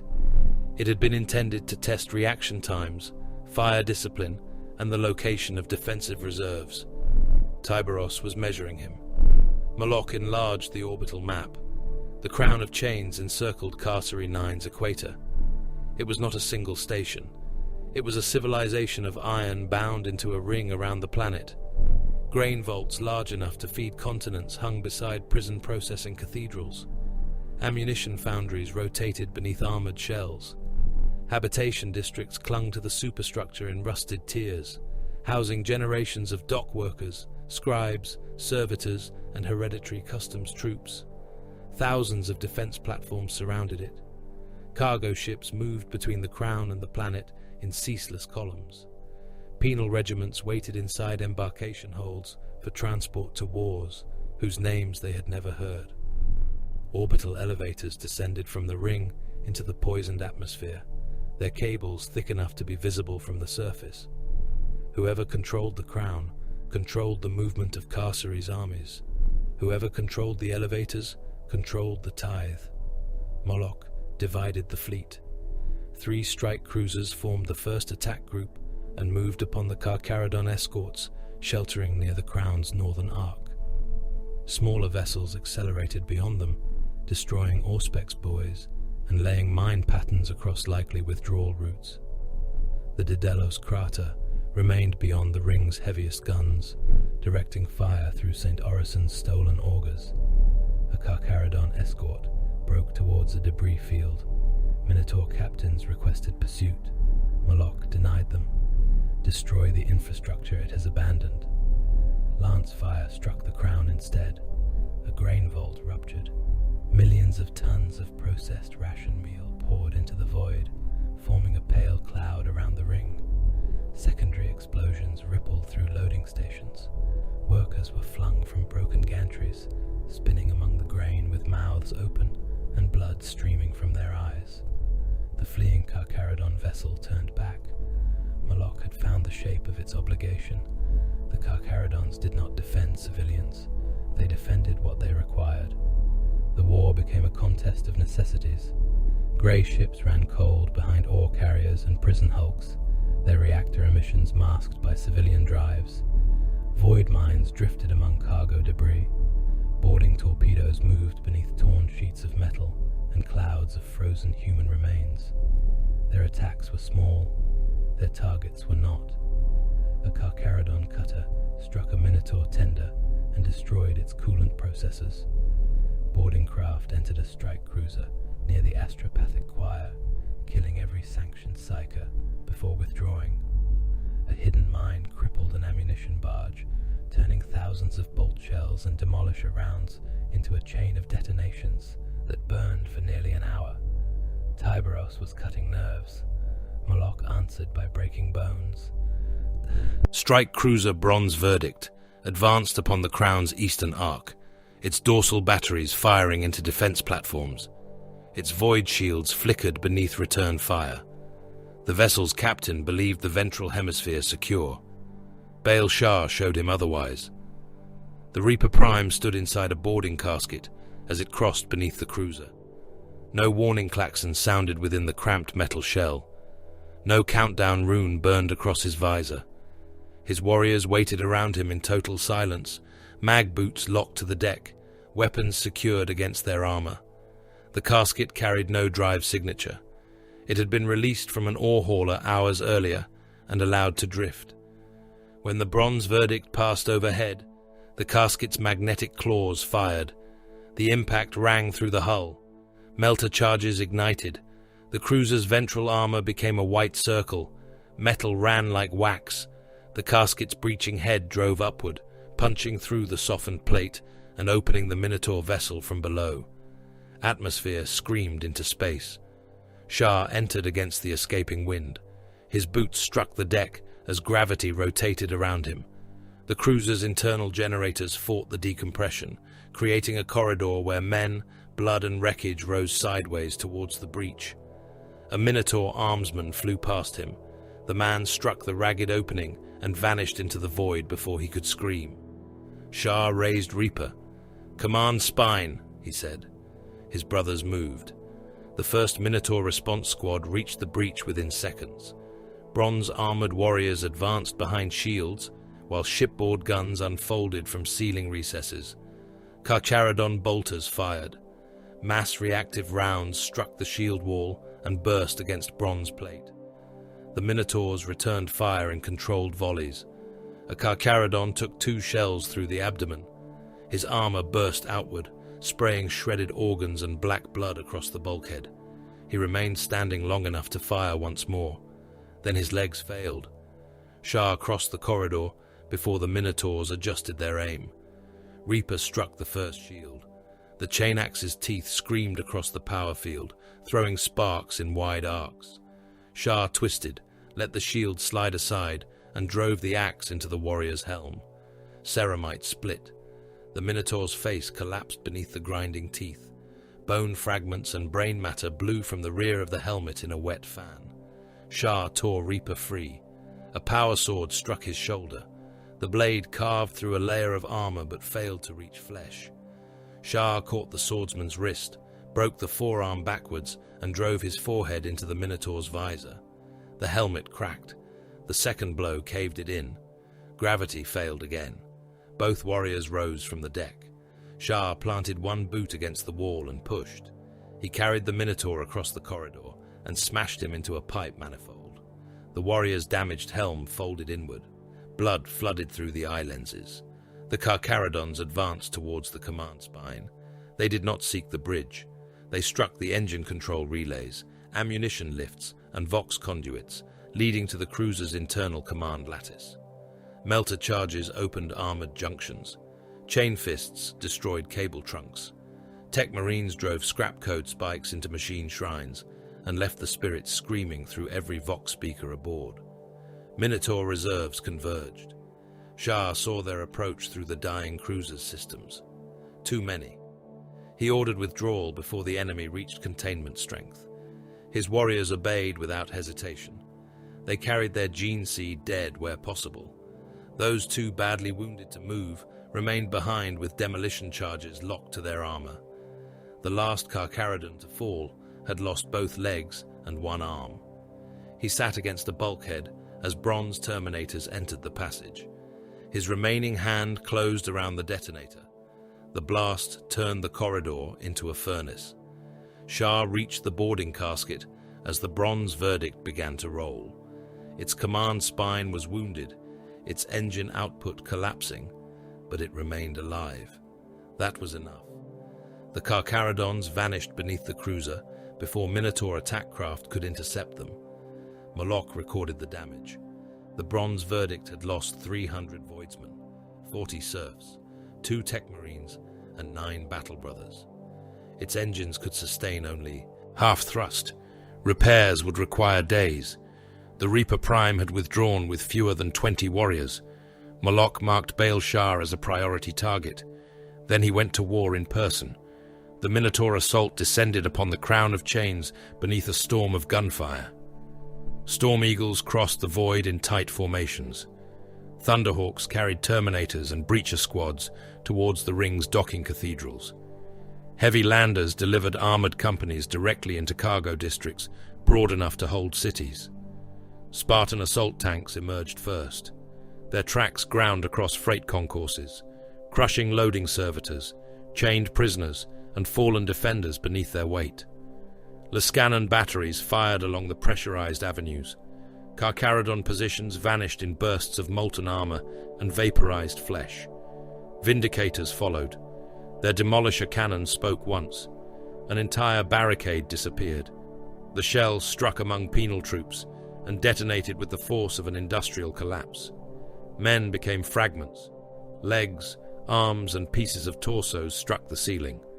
Blood painted the interior walls so completely that the original color of the metal vanished. Moloch advanced behind the armor. His Tartaros plate carried the marks of void transit and battle readiness. The black spear rested in his hand. His storm shield covered his left side as Carcharodon fire struck around him. A bolt exploded against the shield. He did not slow. Minotaur squads moved with him, every formation maintaining overlapping fire lanes. Breachers established hardpoints. Tech Marines seized local defense shrines. Hecatons strode through cargo doors, power claws tearing apart barricades, while rotary cannon filled corridors with explosive rounds. The Crown's inhabitants were trapped between them. Penal workers fled towards sealed transit tunnels. Carcharodon serfs drove tithe candidates towards evacuation lifts. Planetary troops fired upon anyone not carrying the governor's cipher. A pressure door ruptured under Minotaur bombardment. Atmosphere tore through the concourse. Thousands rose from the floor. Men struck walls, machinery, and one another as the void pulled them towards the opening. Bodies elongated around restraint chains. Skin split. Eyes burst under decompression. A worker struck the breach sideways and snapped in half, his organs unraveling into space behind him. Moloch magnetized his boots and continued forward. "Seal lost behind us," he ordered. A Minotaur sergeant looked towards the civilians spinning into the void. "With bulkheads, Lord." "With fire." Flamers swept the passage. Burning bodies clogged the breach long enough for emergency shutters to descend. Moloch never looked back. Upon the Nikkor, a pale captain questioned Tyberos only once. "The Western Habitation Arc contains 7 million registered laborers," he said. "The Minotaurs have breached its shield generators." Tyberos studied the Crown's failing tactical image. "Evacuate the aspirants." "The civilian population?" "No." "Apothecarian stores?" "Remove them." "Ammunition?" "All that can be carried." The captain remained still. Tyberos turned towards him. The warrior lowered his eyes. "We protect humanity," Tyberos said. "We do not preserve every human." The evacuation priorities changed. Carcharodon transports abandoned entire habitation districts. They took gene seed vaults, weapons, aspirants, and trained void crew. Millions of ordinary men remained behind barricaded doors, pounding upon sealed transit gates as the war moved towards them. Moloch seized the eastern gun nexus. Its commander had already fled. Minotaur tech marines entered the firing sanctum and restored power to the orbital batteries. The guns were designed to defend the crown. Moloch turned them inward. A tactical projection revealed Carcharodon strike teams moving through the ring's maintenance spine. The spine passed beneath 3 habitation sectors, 2 water reservoirs, and a prison embarkation cathedral. "Fire," Moloch said. A tech marine paused. "The line of impact crosses inhabited sections. They conceal the enemy. Estimated collateral loss exceeds 6 million. Fire." The first orbital cannon discharged. The shell crossed less than 20 kilometers of enclosed structure before striking the lower ring. Armor, habitation blocks, and transit shafts vanished in a globe of incandescent ruin. The second shot ruptured a water reservoir. An inland sea exploded into the void, carrying buildings, machines, and tens of thousands of bodies with it. Men froze as they tumbled through the expanding cloud. The third shot severed the maintenance spine. Kilometers of burning wreckage broke from the crown and entered the atmosphere of Carcery 9. Governor Voss watched the debris fall. It looked like judgment. He stood inside the palace command sanctum while tactical officers screamed conflicting reports. The Minotaurs had seized crown sectors. The Carcharodons held others. Planetary batteries could not distinguish between them. Entire regiments awaited orders that changed every few minutes. Voss resolved the confusion by condemning everyone. "Transmit to all commands," he said. "The Grey Chapter is renegade. The Bronze Chapter has exceeded its mandate and is under investigation. Any Astartes formation approaching planetary territory is to be treated as hostile until authenticated by this office." His generals stared at him. 1,400,000,000 troops will receive that order, one said. They will obey. They will kill one another. They already do. Across Carcery 9, penal auxiliaries entered combat against hereditary wardens. Defense forces loyal to the governor fired upon regiments that had accepted Minotaur command ciphers. Carcharodon serfs attacked transport columns, attempting to return tithe stock to the prisons. The world went to war with itself before either chapter landed in strength. On the crown, Baal Shah reached the primary orbital elevator.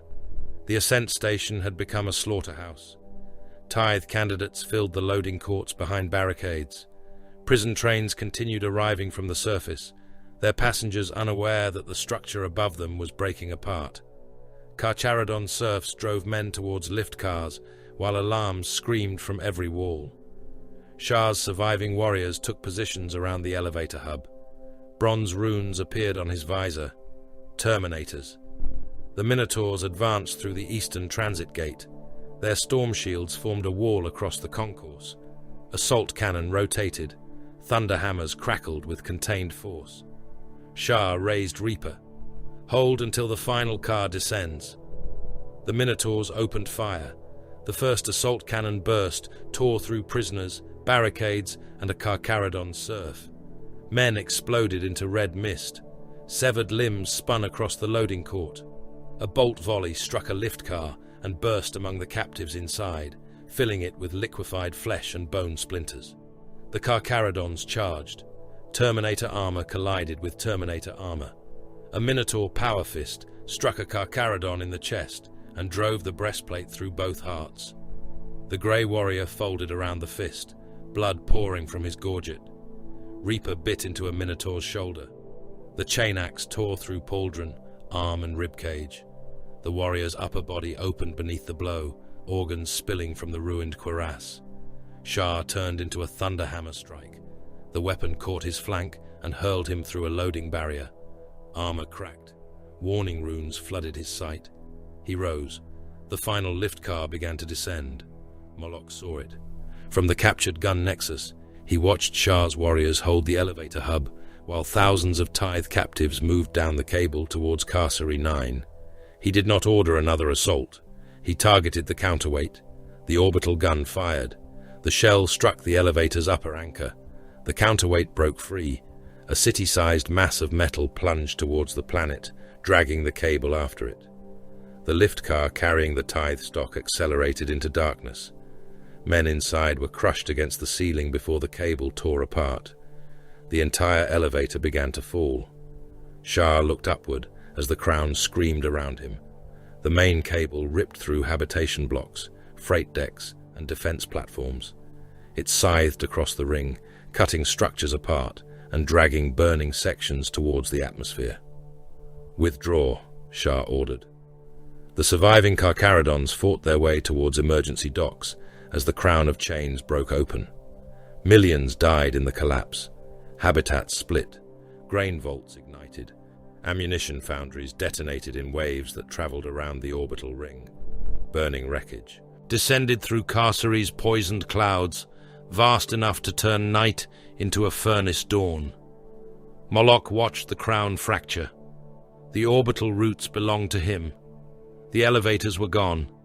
The Carcharodons could no longer move their tithe rapidly between surface and void. Their escorts had withdrawn. Their hidden routes were burning, yet the Nicor had vanished from the primary augers.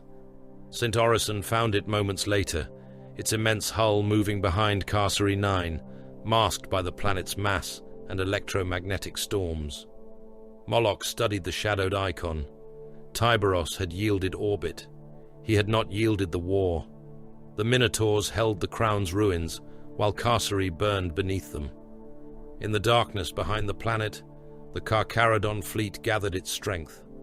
The Phylax carried enough war to drown a continent. Tyberos studied the strike cruiser through the Nicor's diminished auger net, its bronze icon suspended above the command dais in the bridge's perpetual dark. Damage reports, engine signatures, and intercept fragments accumulated around the vessel in columns of red runes. The data was incomplete. Minotaur encryption buried truth beneath repetition and false telemetry, but warships betrayed themselves through heat, mass, and the movement of lesser craft. Armor transports approached the Phylax more often than they approached any other vessel. Ammunition lighters nested against its ventral docks. Storm Eagles returned to it after combat. Damaged bronze warriors vanished into its apothecarian holds, while replacement plate and munitions emerged from its launch bays.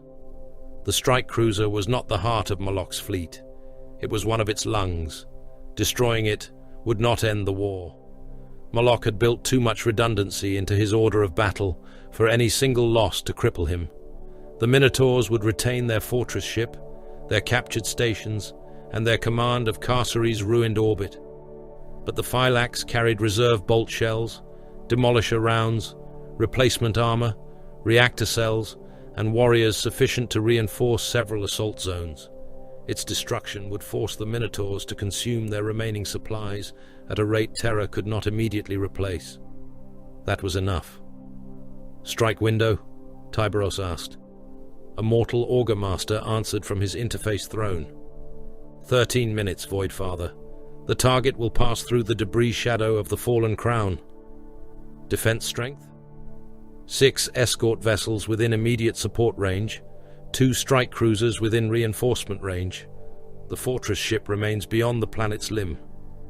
Takaharangi stood to the side of the command dais, his face half visible beneath his hood. Moloch will expect an attack. He expects many things. He has learned the shape of our hunger. Then we will feed him certainty. Tyberos turned towards the waiting Red Brethren. They occupied the upper bridge gallery in complete silence. Ancient tactical dreadnought plate enclosed each warrior, its grey surfaces carved with exile marks, death glyphs, and the names of forgotten hunting grounds. Chain fists, power claws, and combi weapons rested against their bodies. Their black eyes reflected the target rune. No oath was spoken. No speech was required. Tyberos assigned the first wave to the dead. The Nicor released 12 boarding torpedoes from the darkness behind Carcere 9. 4 carried condemned serfs. The men had been selected from among the tithe stock for age, sickness, or physical defect. They could not become aspirants. They lacked the skills required for void service. Their flesh held no value to the chapter beyond the final use Tyberos now gave it. Each had been chained into a restraint cradle and issued a lascarbine with a single charge pack. None had been told they were expected to survive. The remaining torpedoes were empty. All carried active telemetry shrines. They crossed the planet's shadow under minimal thrust, using the dead crown's wreckage as concealment. Chunks of habitation blocks rotated around them. Frozen bodies drifted between severed cables and shattered grain silos. The debris field glowed with the cooling remains of millions. The Phylax detected the torpedoes exactly when Tyberos intended. Defense batteries opened fire. Turret clusters rotated along the strike cruiser's flanks. Streams of shells crossed the darkness, striking debris and bodies before finding the incoming craft. One torpedo vanished in a white burst. Another spun apart, scattering restraint cradles and fragments of chained men into space. The surviving craft altered course. Minotaur interceptors descended upon them. 2 more torpedoes died beneath Lascanan fire. A third struck the cruiser's outer armor and failed to penetrate. Breach sirens sounded aboard the Phylax, summoning bronze-armored defenders towards an impact that had delivered nothing. The torpedo carrying the first surf cadre entered a secondary launch bay. Its prow ruptured against the deck. The surviving prisoners stumbled into smoke and emergency light. They fired their lascarbines at silhouettes too large to be human. Minotaur bolters answered. The serfs ceased to exist as coherent bodies. Their deaths revealed the response time of the launch bay defenders. The empty torpedoes revealed the firing arcs of the cruiser's batteries. The false teleport flare revealed the position of its psychic and technological countermeasures. Tyberos watched the data return. Molok's commanders believed they had broken the assault. They had merely illuminated the path. "Now," Tyberos said. The teleportarium consumed him. For an instant, there was neither flesh nor armor. There was only pressure, cold, and the shrieking passage between one location and another. The warp touched the edges of his existence. Things moved beyond the Geller-shrouded corridor of translation, vast and hungry, their attention drawn towards the armored souls passing through their domain. Then reality struck back. Tyberos appeared amid racks of missiles. The armory deck of the Phylax stretched around him in ordered aisles. Bolt shell pallets rose towards the ceiling. Torpedo warheads rested inside restraint frames painted with hazard runes. Servo loaders stood frozen between tasks, their clawed limbs hanging motionless. The Red Brethren materialized around him. A Minotaur Terminator was already turning. The warrior's storm shield rose. His combi bolter traversed towards Tyberos's chest. He was too slow. Hunger and Slake opened. Their powered blades struck from opposing directions, catching the Minotaur's cuirass between them. The chain teeth awakened at contact. Bronze armor screamed.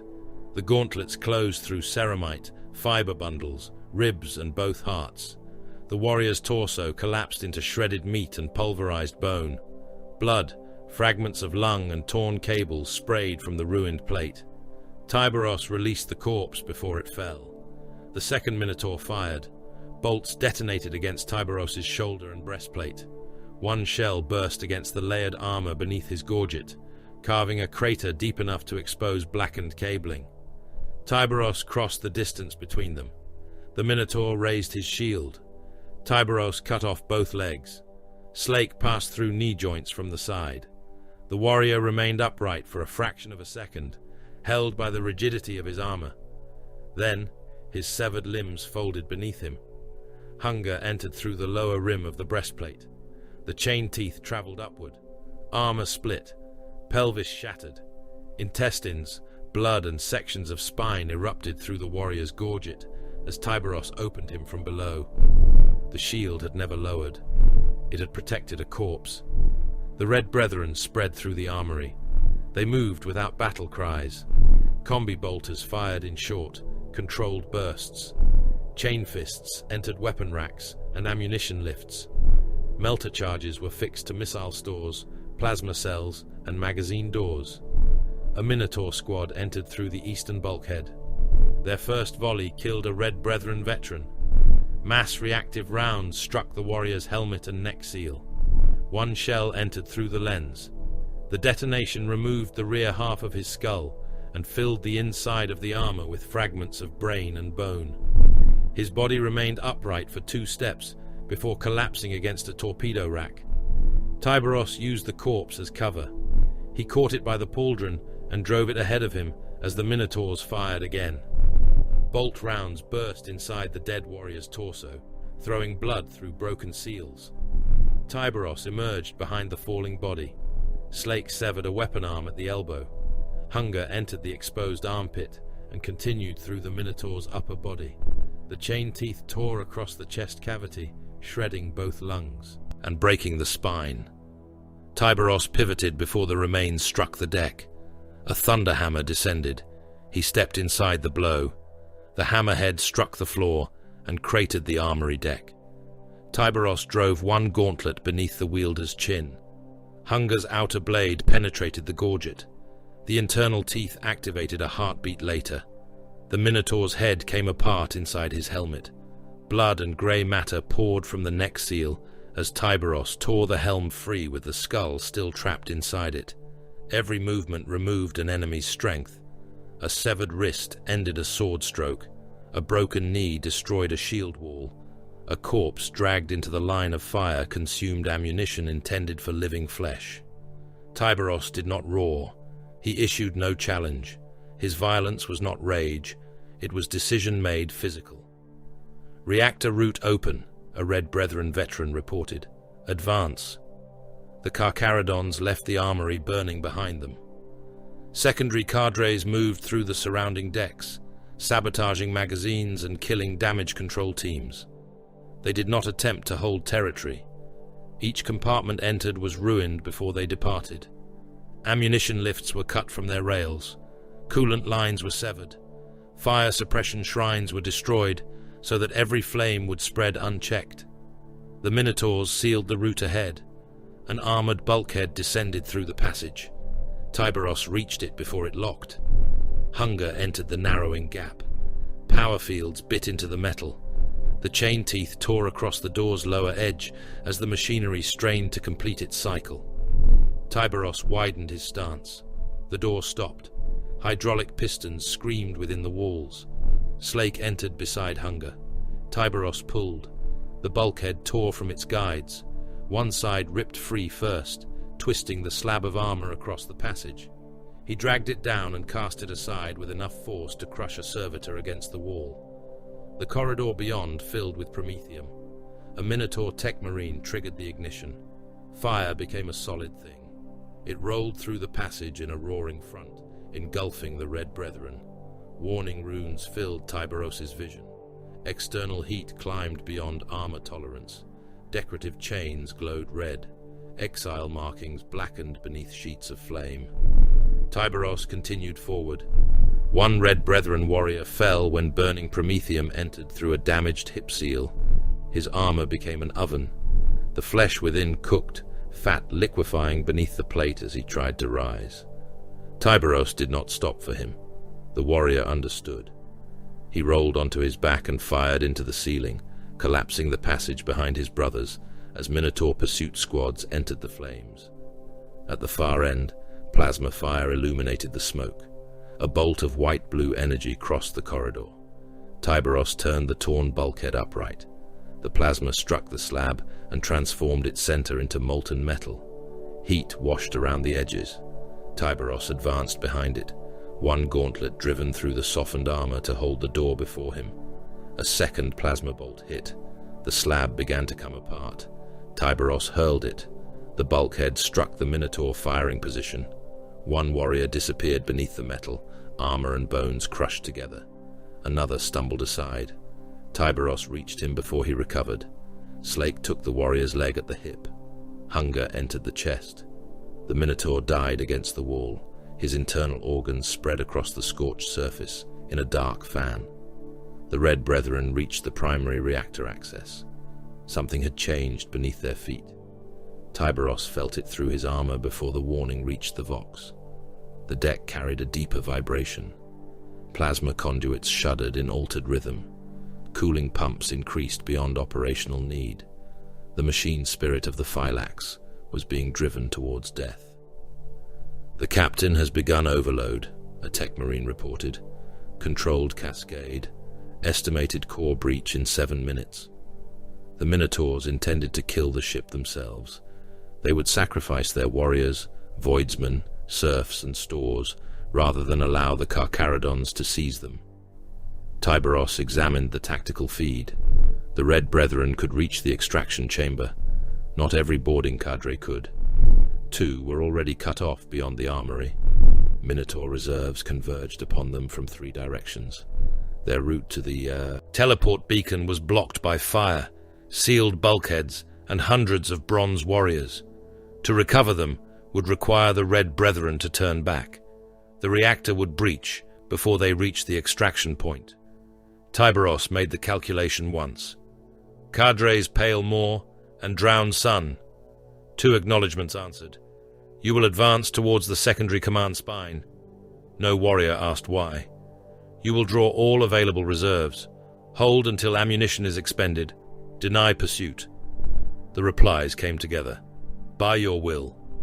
Tyberos ended the channel. The condemned cadres changed direction. They attacked deeper into the ship.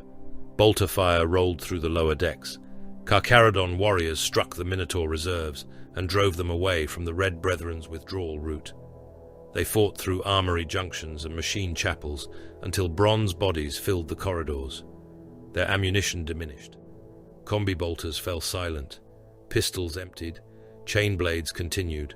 A Carcharodon lost one arm to a power fist and killed the Minotaur responsible by biting through the exposed throat beneath his damaged gorget. Another fought with a chain fist buried in his abdomen, dragging the enemy weapon deeper so his own power claw could reach its wielder's skull. The last transmissions contained no pleas, only weapons, only breath, only the wet sounds of Astartes' bodies breaking under Astartes' strength. When both cadres had been surrounded, their melter charges detonated. 2 sections of the Phylax vanished. The blasts consumed Carcharodons and Minotaurs together, burning through decks, armor, and flesh. Reactor alarms became a continuous scream. The Red Brethren reached the evacuation section. Most of the capsules had already launched. The remaining chambers contained wounded Minotaurs, dead serfs, and servitors, still attempting to secure their restraint harnesses around bodies missing limbs. A bronze-armored officer lay against an open capsule. His legs were gone below the knees. One arm ended in a torn mass of cables and bone. Blood pooled beneath his damaged plate. A white officer's crest had broken from his helm. He reached for a pistol. Tyberos stepped on his wrist. The bones broke within the gauntlet. The officer looked up. His visor had cracked, revealing one bloodshot eye. Tyberos bent and removed the helm. The man beneath was older than his armor had suggested. Scar tissue covered his scalp. Blood filled his mouth. He spat at Tyberos. The blood struck the Shade Lord's breastplate and steamed against the heated ceramite. Tyberos pressed hunger against the officer's chest. The chain teeth remained still. "Tell Moloch that bronze also sinks." He lifted the Minotaur and placed him inside the capsule. The officer laughed once, a broken sound drowned by the reactor alarms. "You think he will mourn this ship?" "No." Tyberos sealed the hatch. "That is why you live." The capsule launched. The Red Brethren entered the teleport chamber as the Phylax began to tear itself apart. Translation flares swallowed them.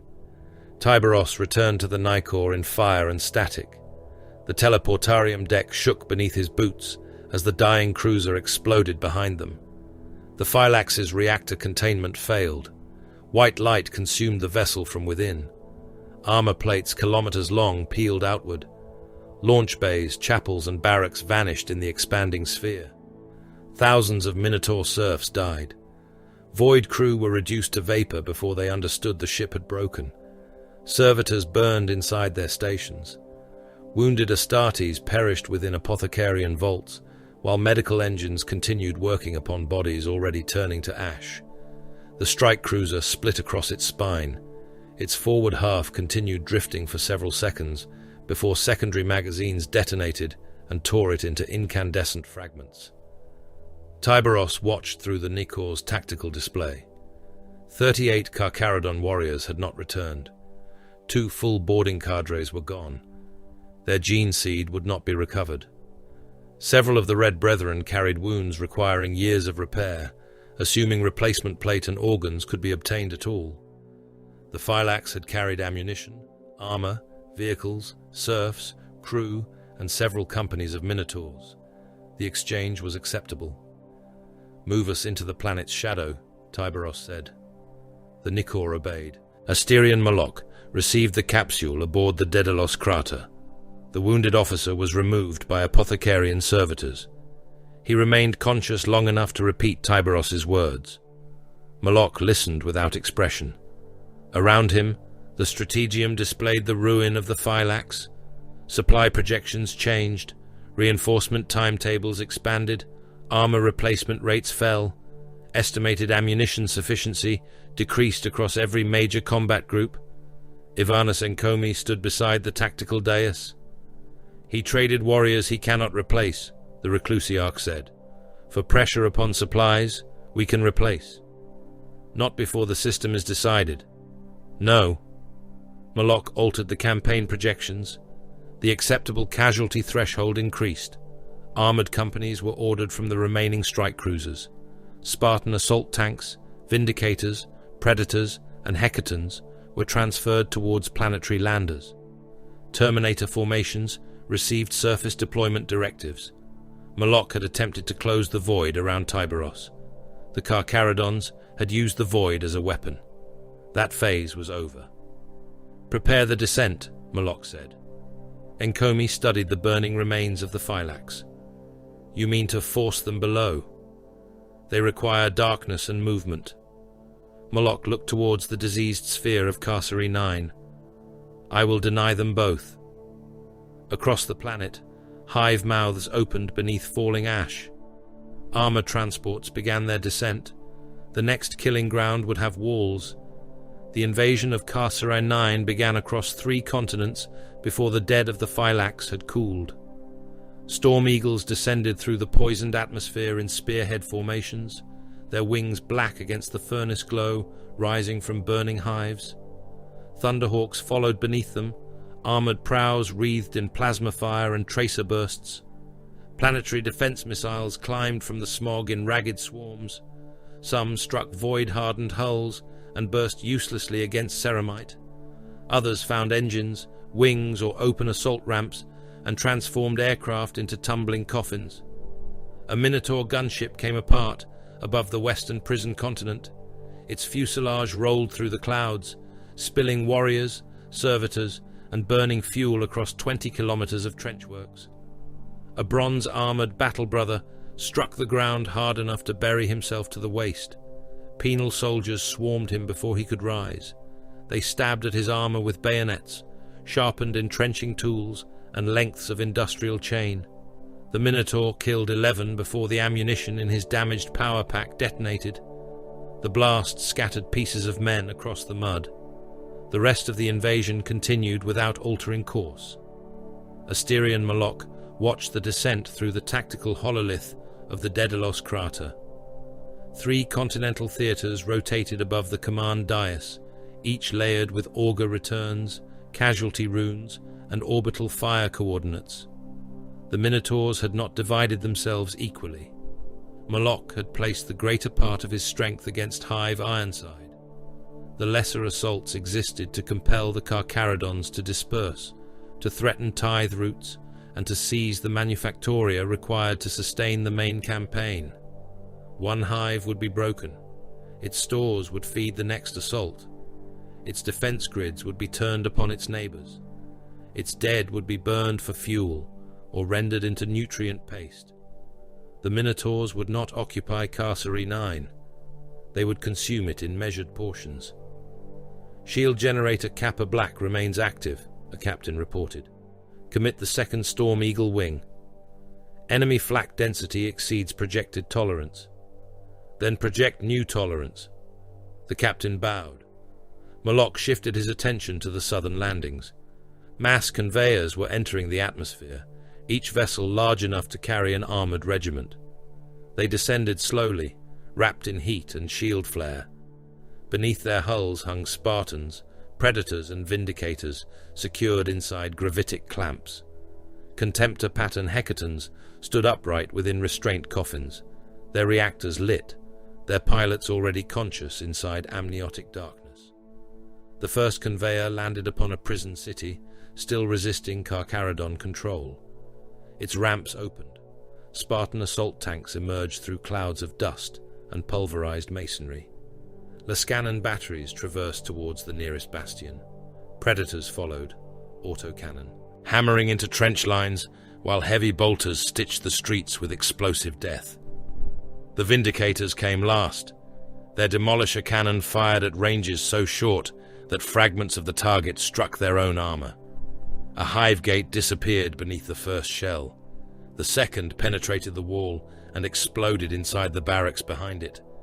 Hundreds of prisoners were reduced to blood vapor, splintered bone, and fragments of uniform driven deep into the surrounding stone. The third opened a passage wide enough for the Minotaurs. Moloch descended with the next wave. He entered Hive Carthax through the breach, while its interior still burned. Penal soldiers had been driven into the approach trenches by overseer cadres wearing detonation controls around their wrists. Explosive collars circled every prisoner's throat. The men advanced because retreat meant decapitation. Most carried laslocks, older than their grandfathers. Some carried mining picks, a few carried nothing. They ran into Carcharodon fire in columns broad enough to fill the shattered avenue. Bolt rounds struck among them. Bodies burst. Torsos opened. Heads vanished in sprays of bone and brain matter. The living climbed across the dead because overseers continued pressing activation studs behind them. Moloch watched from the shadow of a Spartan. The prisoners could not kill an Adeptus Astartes. They could reveal where the Carcharodons were firing from. They could consume ammunition. They could fill a defensive ditch until the Minotaur armor crossed upon a bridge of corpses. "Advance the fifth penal column," Moloch ordered. A mortal colonel stared at the human ruin ahead. "Lord, the trench is already full." "Then fill the next." The colonel lifted his Vox handset. Thousands more men were sent forward.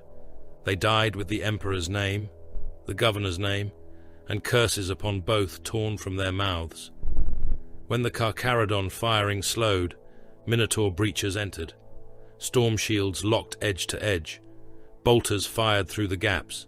Terminators followed behind them, protected from plunging fire by the shields ahead and the massive hull of a Spartan to the rear. The Carcharodons withdrew before containment closed. They left traps behind. A power-armored corpse lay beneath fallen masonry, apparently stripped of weapons and gene seed. A Minotaur apothecary approached it. The dead warrior opened his eyes. The melter charge beneath his breastplate fired. The corridor became molten light. Moloch passed the remains moments later. Half the apothecary had fused to the wall. His narthecium still twitched, drill limbs extending and retracting through blackened meat. Remember, don't forget to like, comment, and subscribe. Support helps. "Mark the passage unclean," Moloch said. "Continue." Tech Marines erected Auspex pylons behind the assault. The devices rose from the streets on brass tripods, their sensor crowns rotating beneath fields of static. Each pylon measured heat, vibration, blood chemistry, radiation, disturbed dust, and the minute electromagnetic disturbances of power armor moving behind stone. Linked together, they stripped secrecy from the hive. Darkness became geometry. A Carcharodon squad moved beneath a corpse processing plant, 3 levels below the Minotaur line. The pylons registered their footsteps through the floor. Demolisher charges collapsed the tunnels around them. Another squad hid inside a cooling reservoir. Chemical readers detected oils from their armor in the water. The reservoir was electrified until the submerged warriors' power systems failed. Minotaur terminators, waited at the drainage gates and killed them when they emerged. Yet the hunters remained. Carcharodons moved through pipes meant to carry rendered human fat. They traveled beneath corpse chutes, crawled through ventilation shafts sealed for centuries, and entered Minotaur positions through walls no sane commander would have considered a route. They did not attack the strongest points. They killed chirurgeons. They destroyed ammunition hoists. They cut the throats of mortal engine seers and left explosives inside repair shrines. A Minotaur aid station vanished when its oxygen tanks detonated. Wounded battle brothers burned upon surgical slabs, while servitors continued amputating limbs from bodies already dead. A munitions convoy disappeared beneath a collapsed transit tunnel. The Carcharodons took no prisoners. The Minotaurs found their own warriors with progenoid glands removed, armor marked by hooked symbols cut through bronze paint into bare ceramite. Moloch ordered every corpse incinerated before recovery. Beneath Hive Ironside, Te Kahurangi listened to the world die. The ossuary deeps had been old when Carcery 9 received its first imperial prisoners. Catacombs descended for kilometers beneath the hive, each chamber packed with the processed bones of condemned men. Skulls had been stacked into supporting walls. Femurs reinforced arches. Rib cages hung from iron wires above devotional paths where generations of wardens had prayed for absolution. The chief librarian stood among them with both hands resting upon his force staff. The warp pressed against his mind. Billions of living souls screamed through it. Fear was the loudest. It came from prison blocks sealed without food, from soldiers driven into gunfire, from families trapped beneath collapsing levels, and from workers watching black water rise around their homes. Rage followed, then despair. Each death struck the immaterium as a brief flare. Hundreds became a flicker, thousands became fire, millions became a storm so vast that individual souls ceased to possess meaning. Te Kahurangi searched within that storm for the Minotaurs. He found them. They advanced through the hive like heated iron driven into flesh. Their presence carried purpose without doubt. They were not maddened by bloodshed. They did not delight in mortal suffering.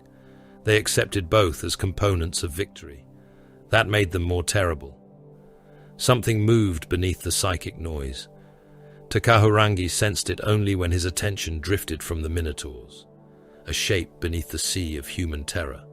Vast, patient, it circled the edge of perception, drawn by the planetary slaughter. Not a demon with a name, not yet. A possibility wearing hunger. He opened his eyes. A Carcharodon veteran waited before him. The Bronze Advance has entered the 5th Ossuary Precinct, the warrior said. They are driving us towards the lower pressure galleries. They believe those routes remain open. They do. Then we may strike their rear. Te Kahurangi looked towards the bone walls. No, they want us to enter. The veteran remained silent. The chief librarian could feel the trap taking shape. Moloch's pylons had found the old routes. Minotaur engineers were not blocking them. They were guiding movement through them, sealing some passages and leaving others untouched. A hunter might flee towards darkness. A disciplined enemy would make darkness into a funnel. Abandon the 5th precinct, Te Kahurangi said. Flood the corpse digesters. Collapse every connecting tunnel. There are serf populations below. They are already dead. The veteran bowed and departed. Above them, Moloch issued the chemical order. Carcharodon movements had been detected throughout the western habitation spine. The district contained prison dormitories, water processors, refectory vaults, and manufactoria, whose labor population exceeded 20 million. Moloch studied the map. 3 possible routes connected the district to the ossuary deeps.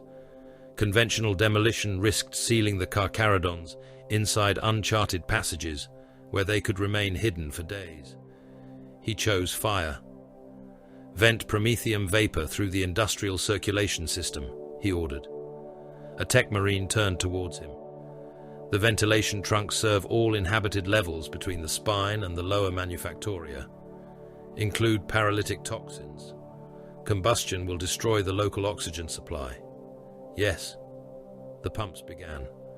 Prisoners smelled the vapor before the alarms sounded.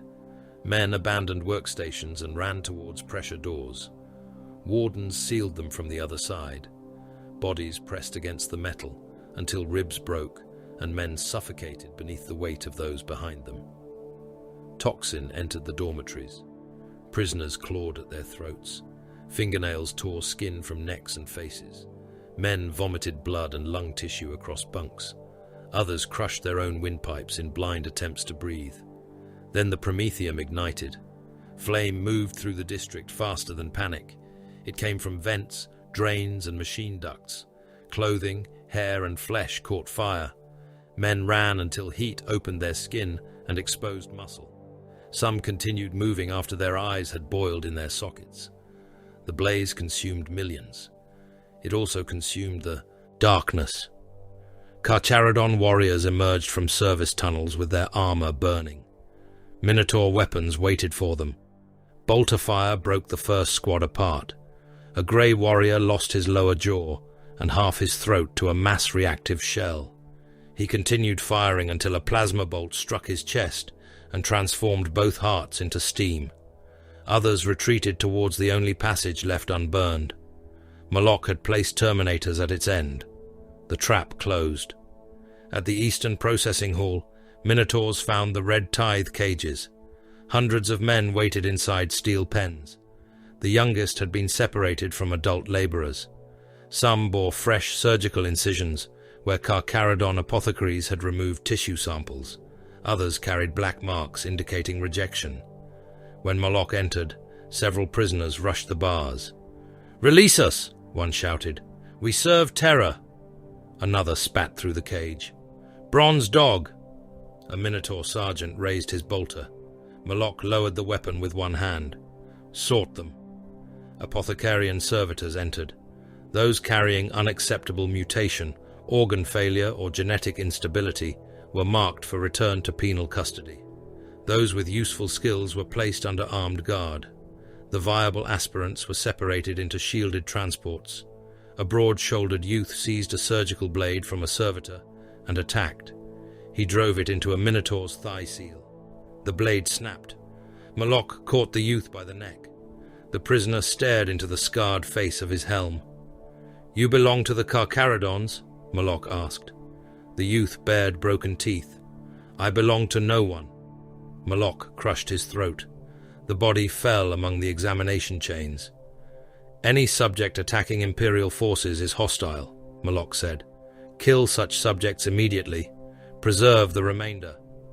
"Preserve them for return?" the sergeant asked. "For leverage."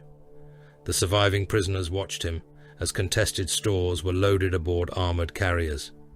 Far below, Tyberos opened the sea. Hive Ironside had been constructed over an abyssal shelf where black oceans pressed against ancient pressure locks. The water had been held back for millennia by gates large enough to seal mountain passes. Carcharodon tech marines destroyed the first lock. The second failed beneath shaped melter charges. The third opened under emergency command. The ocean entered the hive. Black water struck the lower levels with enough force to tear buildings from their foundations. Transit cars, manufacturum cranes, corpses and screaming men rolled within the flood. Pressure doors folded inward. Habitation chambers filled in seconds. Minotaur staging grounds vanished. Predators were lifted from the road and smashed against support columns. A Spartan rolled beneath the surge, its hull crushing soldiers and vehicles before disappearing into the depths. Vindicators fired once into the water, their shells detonating uselessly inside the flood. Tens of millions drowned. Carcharodon serfs drowned beside Minotaur serfs. Prisoners clawed over one another for air until ceilings disappeared beneath the rising water. Men bit fingers from hands gripping the same pipe. Fathers pushed sons upward and were dragged under by strangers. Tyberos had issued no warning. The flood crossed the Auspex lattice and erased 3 armored columns from the tactical display. Moloch watched their icons die.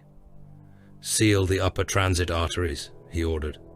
Thousands of our mortal auxiliaries remain below. They are lost. The sea continued rising. Within transit chasm Orpheon, two ancient warriors met beneath failing lumens.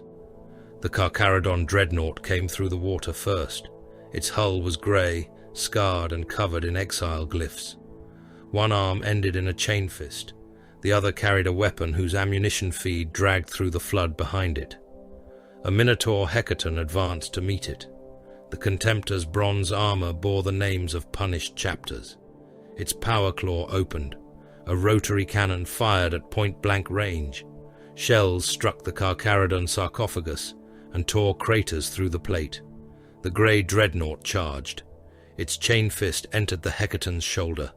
Adamantium teeth ripped through armor, cables and the rotating joint beneath. The bronze arm came away in a shower of sparks and sacred oil. The hecaton struck with its remaining claw. It seized the Carcharodon by the sarcophagus and drove it into a support pillar. Stone cracked. The grey warrior fired into the hecaton's chest.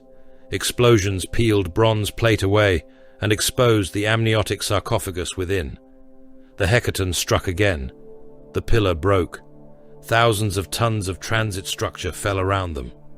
The bronze dreadnought rammed the Carcharodon sarcophagus against the shattered column until its armor collapsed. The entombed veteran inside burst beneath the pressure. Blood, preserved organs and nutrient fluids poured from the ruin, mixing with sacred oils and black seawater. The hecaton remained standing on one leg.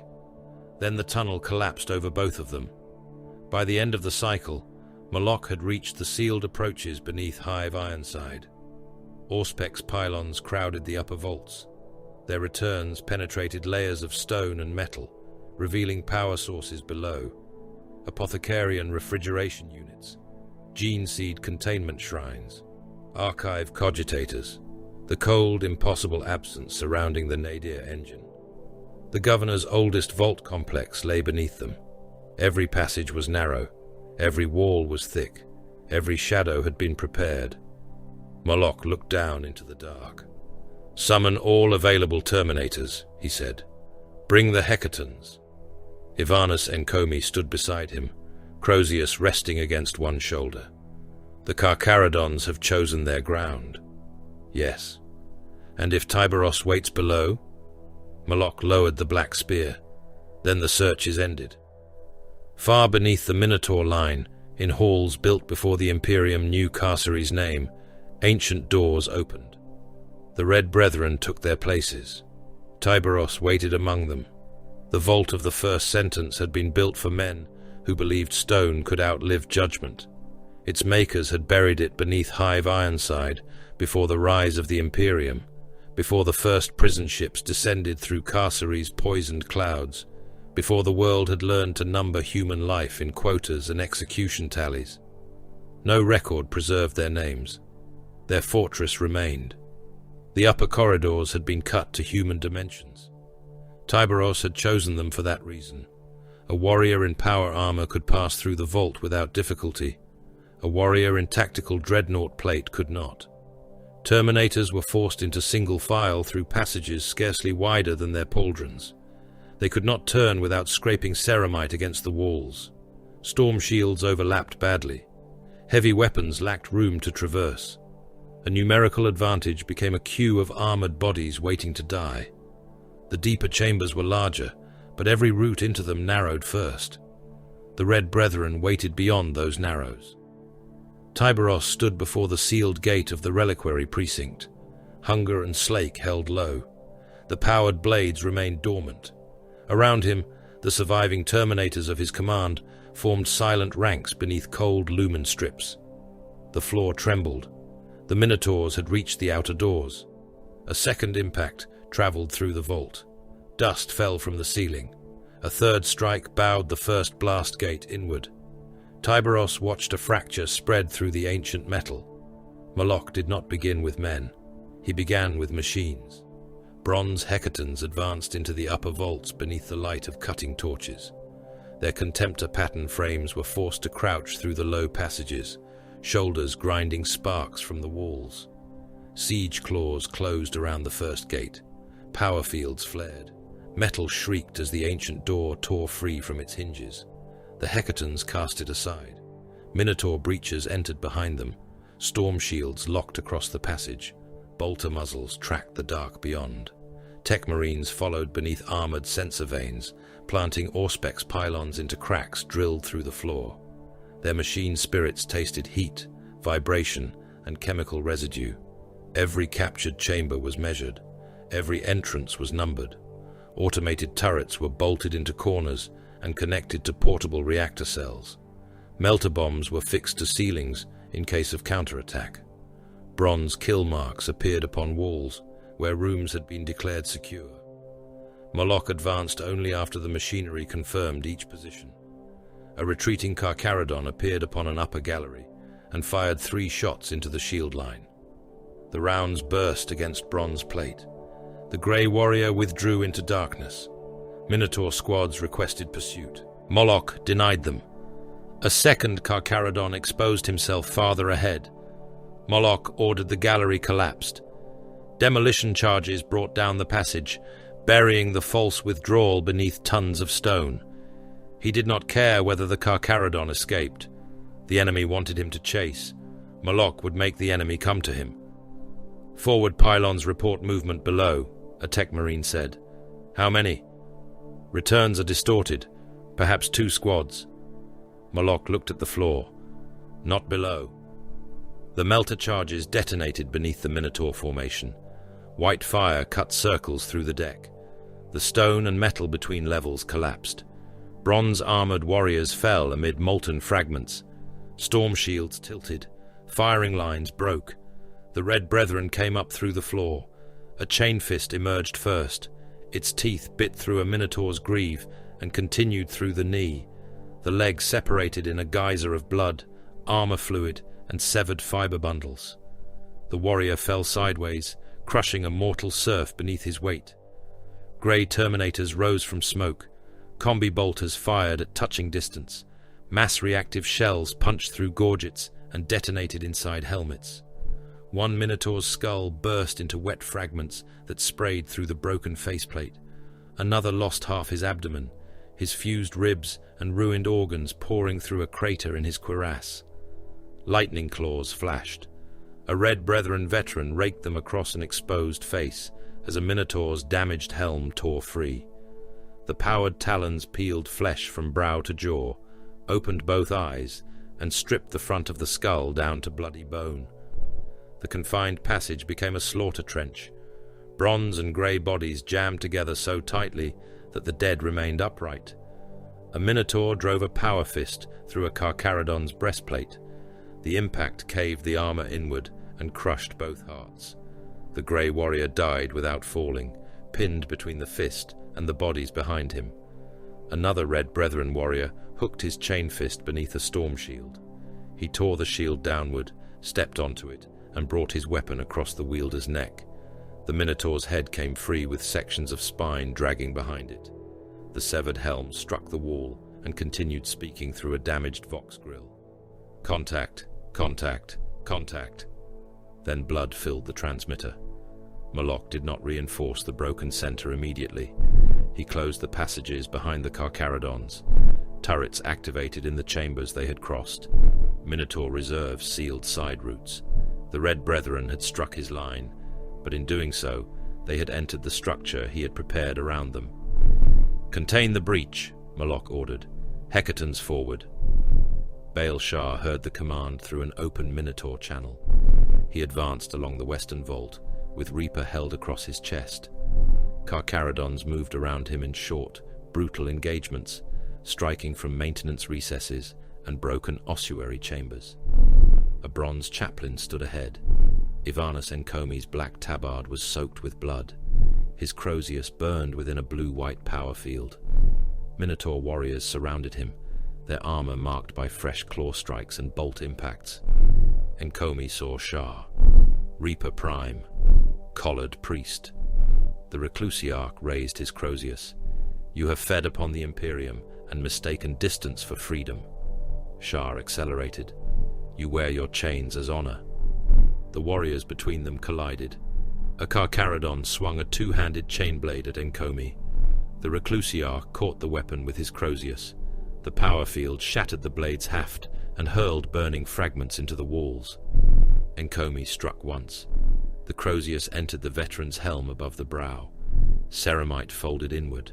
The skull beneath collapsed with a sound like wet masonry. Brain tissue and blood burst from the eye lenses as the Carcharodon dropped. Shah entered the gap. Reaper struck one of Encomi's guards across the chest. The chain axe chewed through bronze plate, ribs, and a lung. Shah dragged the weapon sideways, opening the Minotaur beneath the breastplate. Entrails spilled through the rupture and wrapped around the warrior's thigh.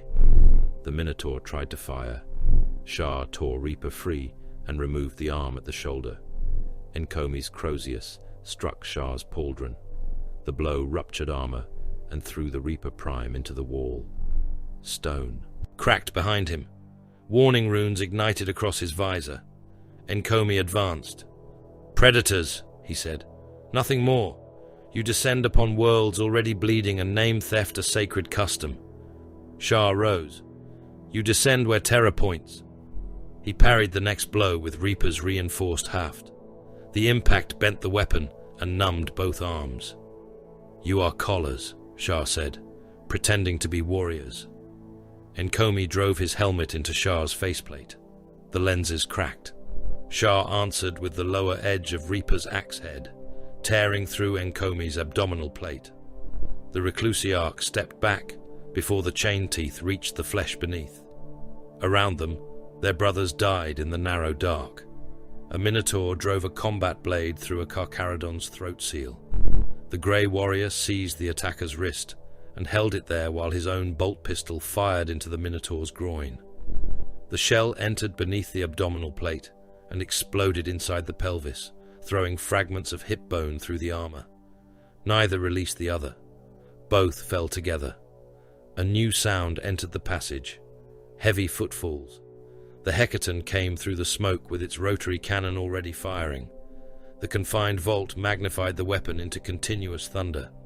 Shells struck Red Brethren plate and burst in overlapping detonations. One Carcharodon lost his head and right shoulder in the first sweep.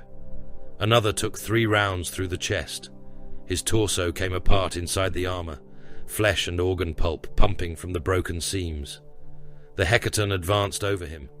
Its foot descended upon the fallen Terminator. The sarcophagus pilot applied weight. Ceramite cracked. The warrior beneath collapsed into a flattened mass of armor, blood and fragmented bone. "Judgment upon the Doom Warriors," the Hecaton broadcast. Its power claw seized a Red Brethren veteran around the waist. "Judgment upon the Inceptors." The claw closed. Terminator plate buckled.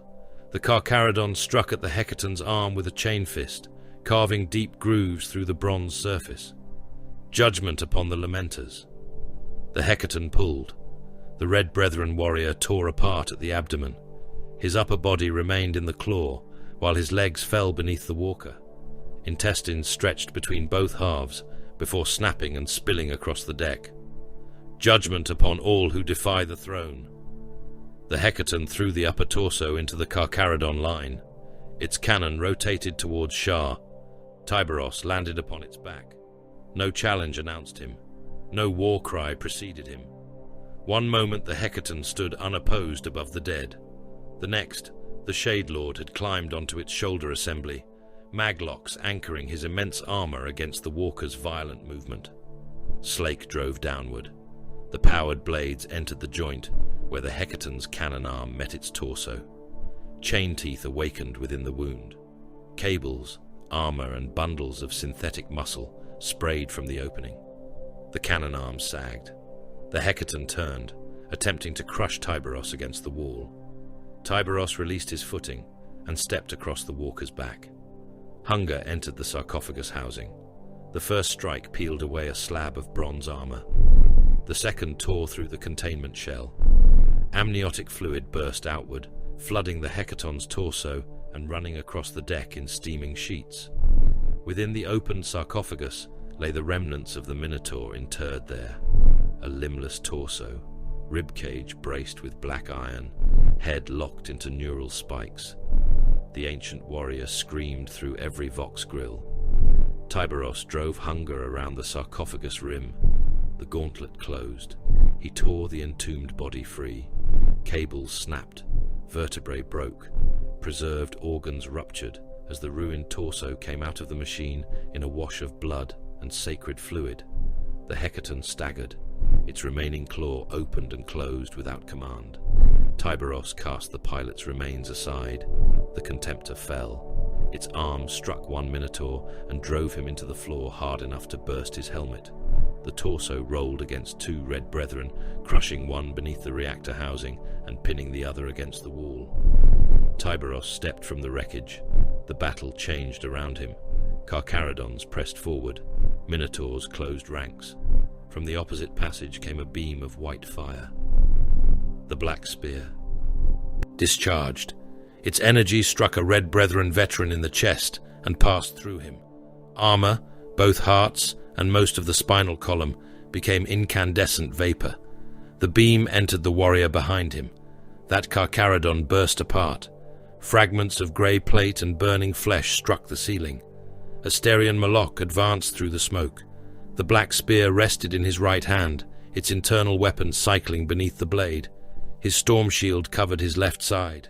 Fresh blood coated its battered face. A red brethren warrior attacked him. Moloch caught the chain fist against his shield, turned the blow, and drove the spear through the Carcharodon's throat. The blade emerged from the back of the neck, carrying broken vertebrae and dark blood. Moloch kicked the corpse away. Another grey warrior fired at point-blank range. Bolts burst across the storm shield.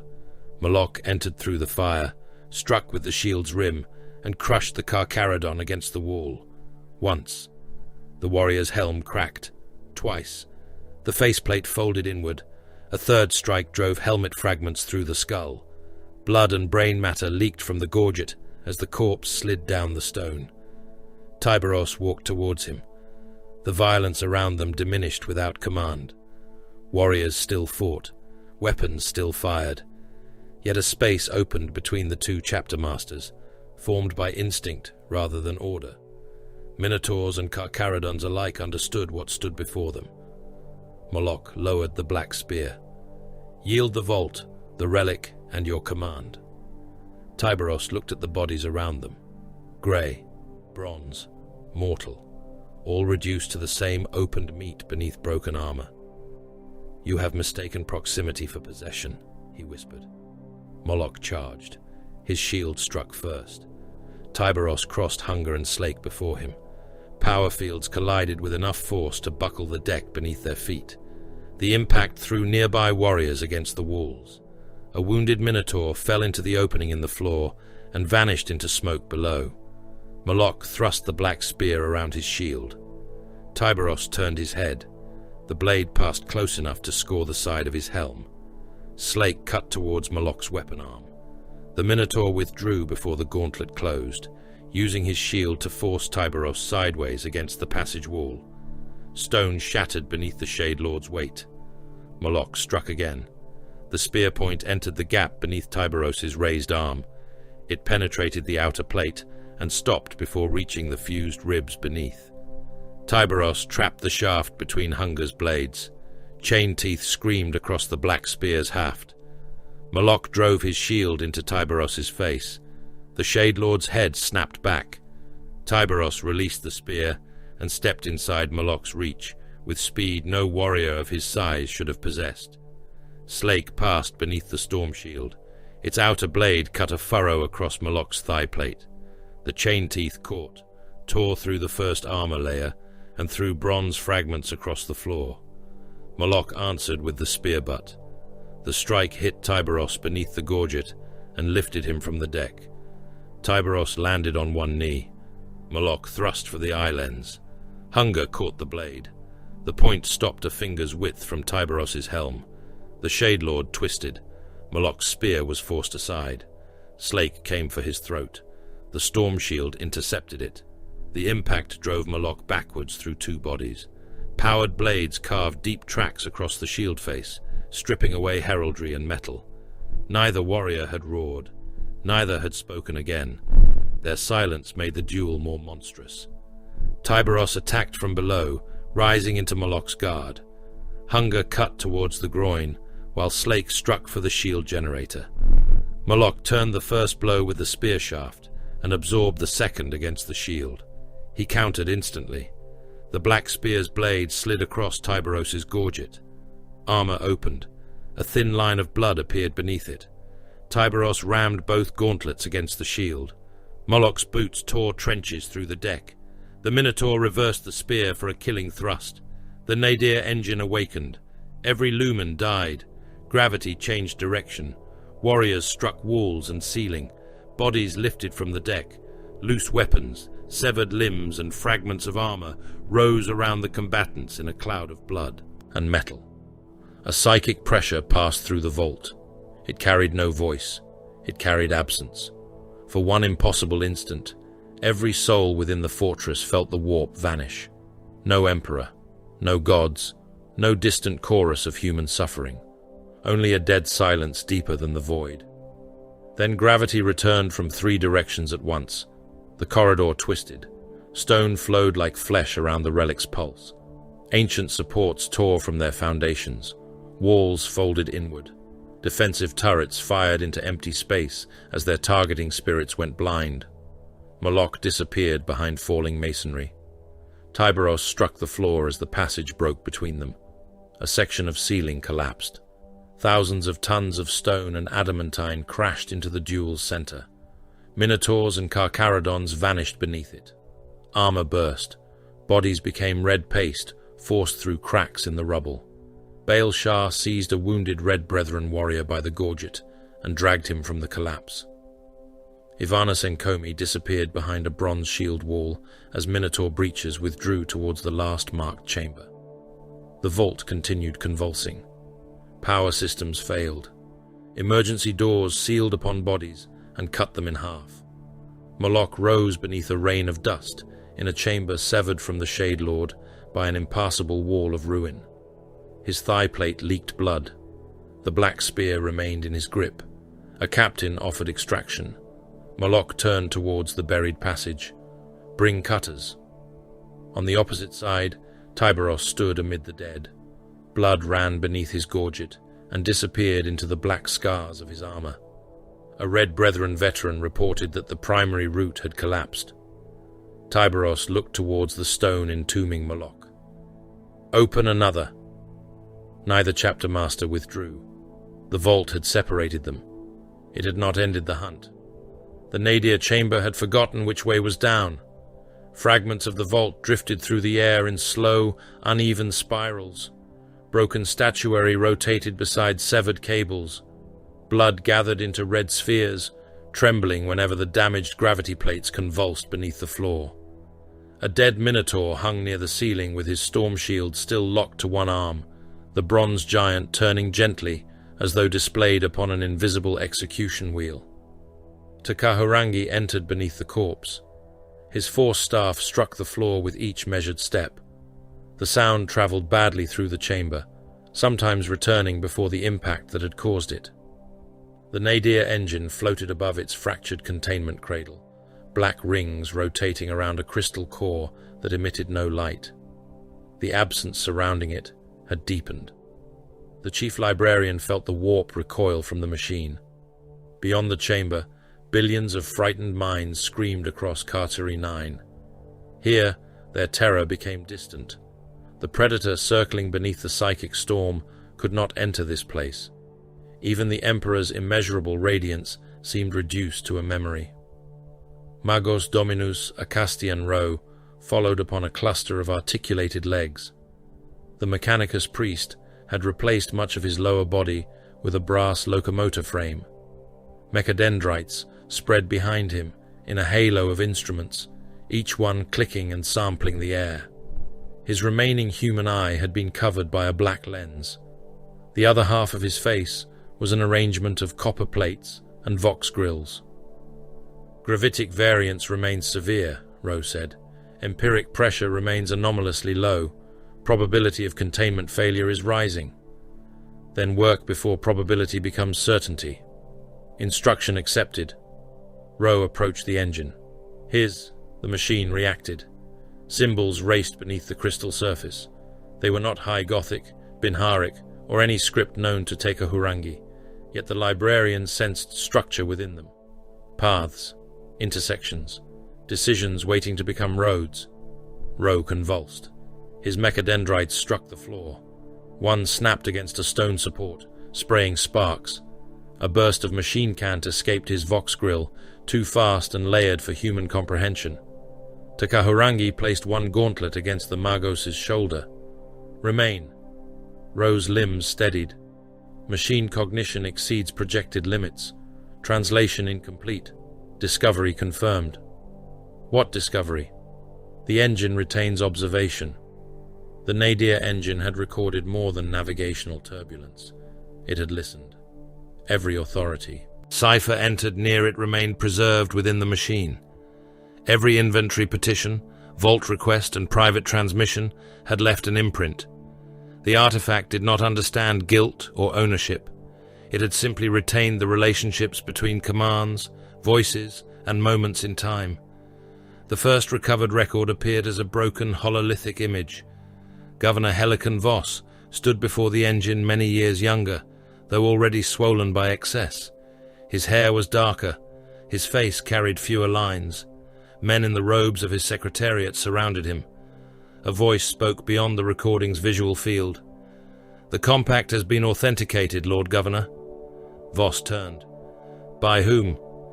3 independent archivists. The seal chain predates the current charter of Carcery. It grants collection rights to the exiled chapter under conditions of return.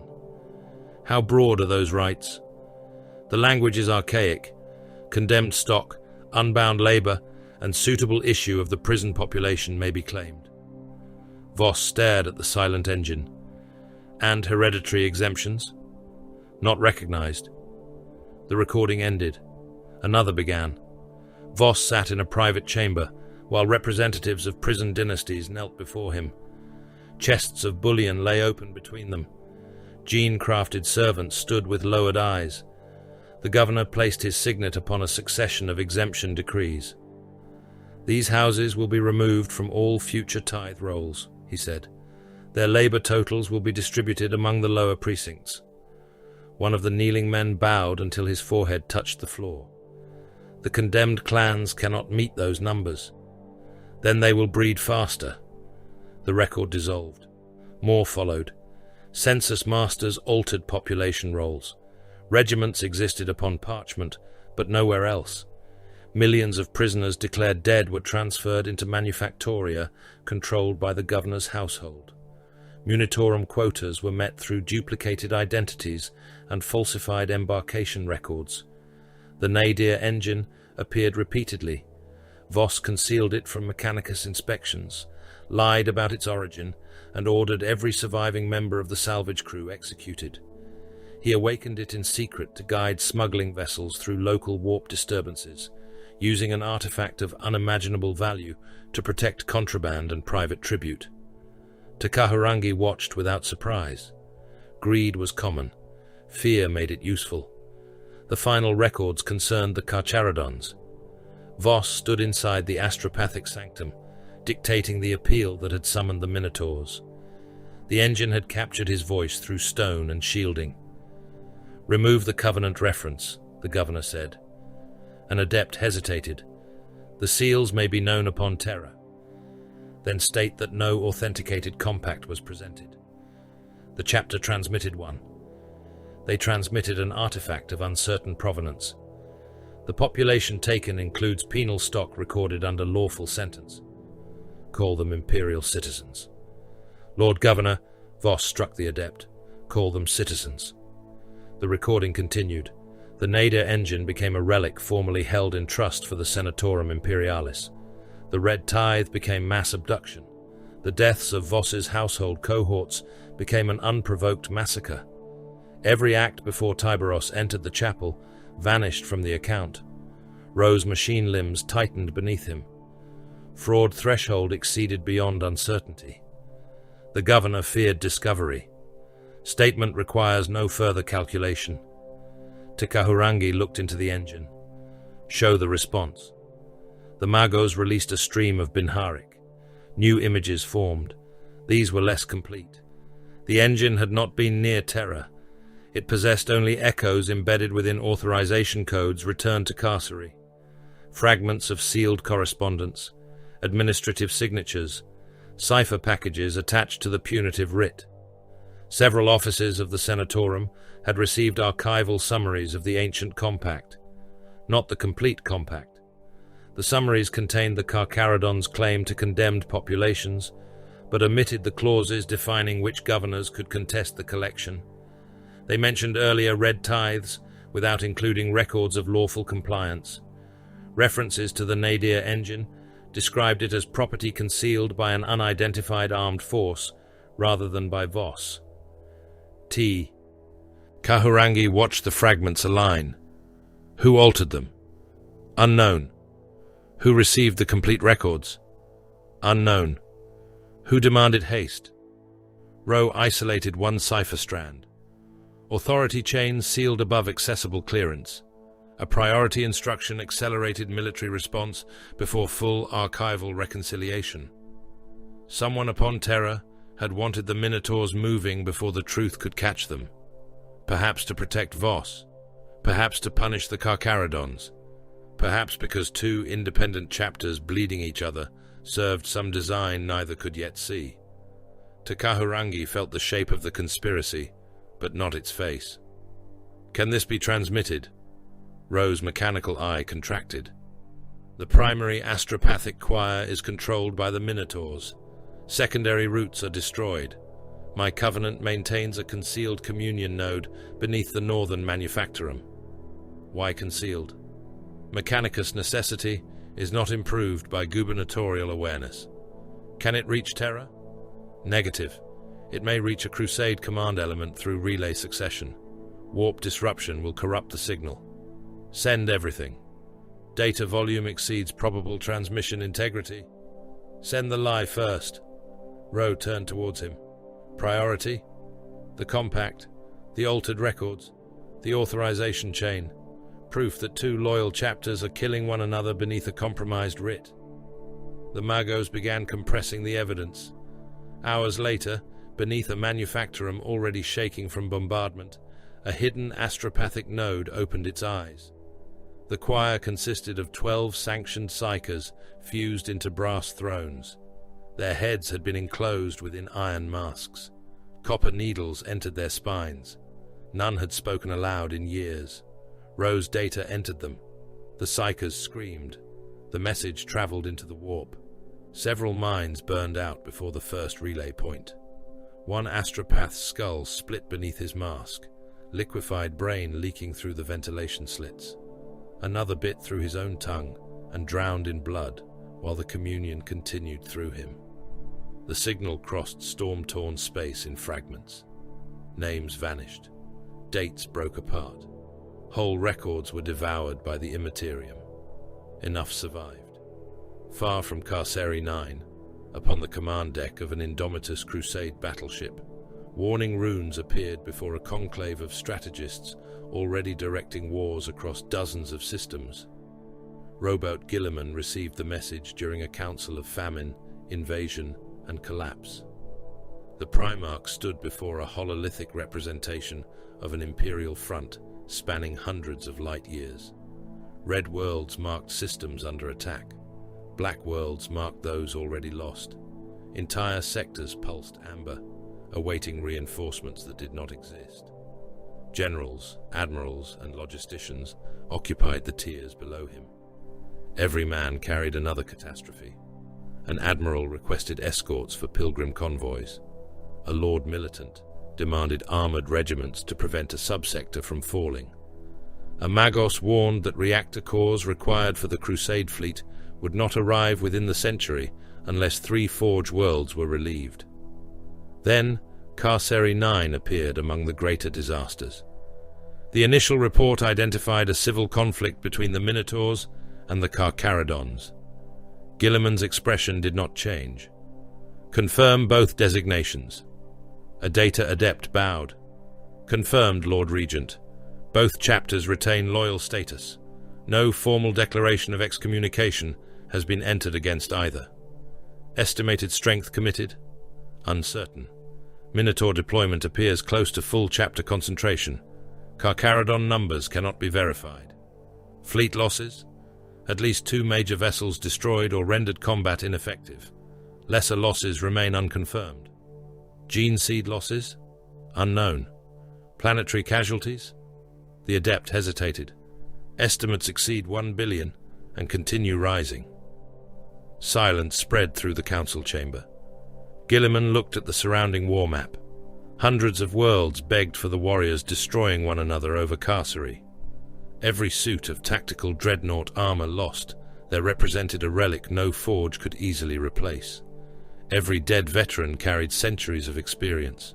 Every ruined strike cruiser meant another imperial world left without relief. His anger came cold. Who authorized the engagement? The punitive writ bears senatorum authentication. On what evidence? The fragments recovered through the astropathic route unfolded before him.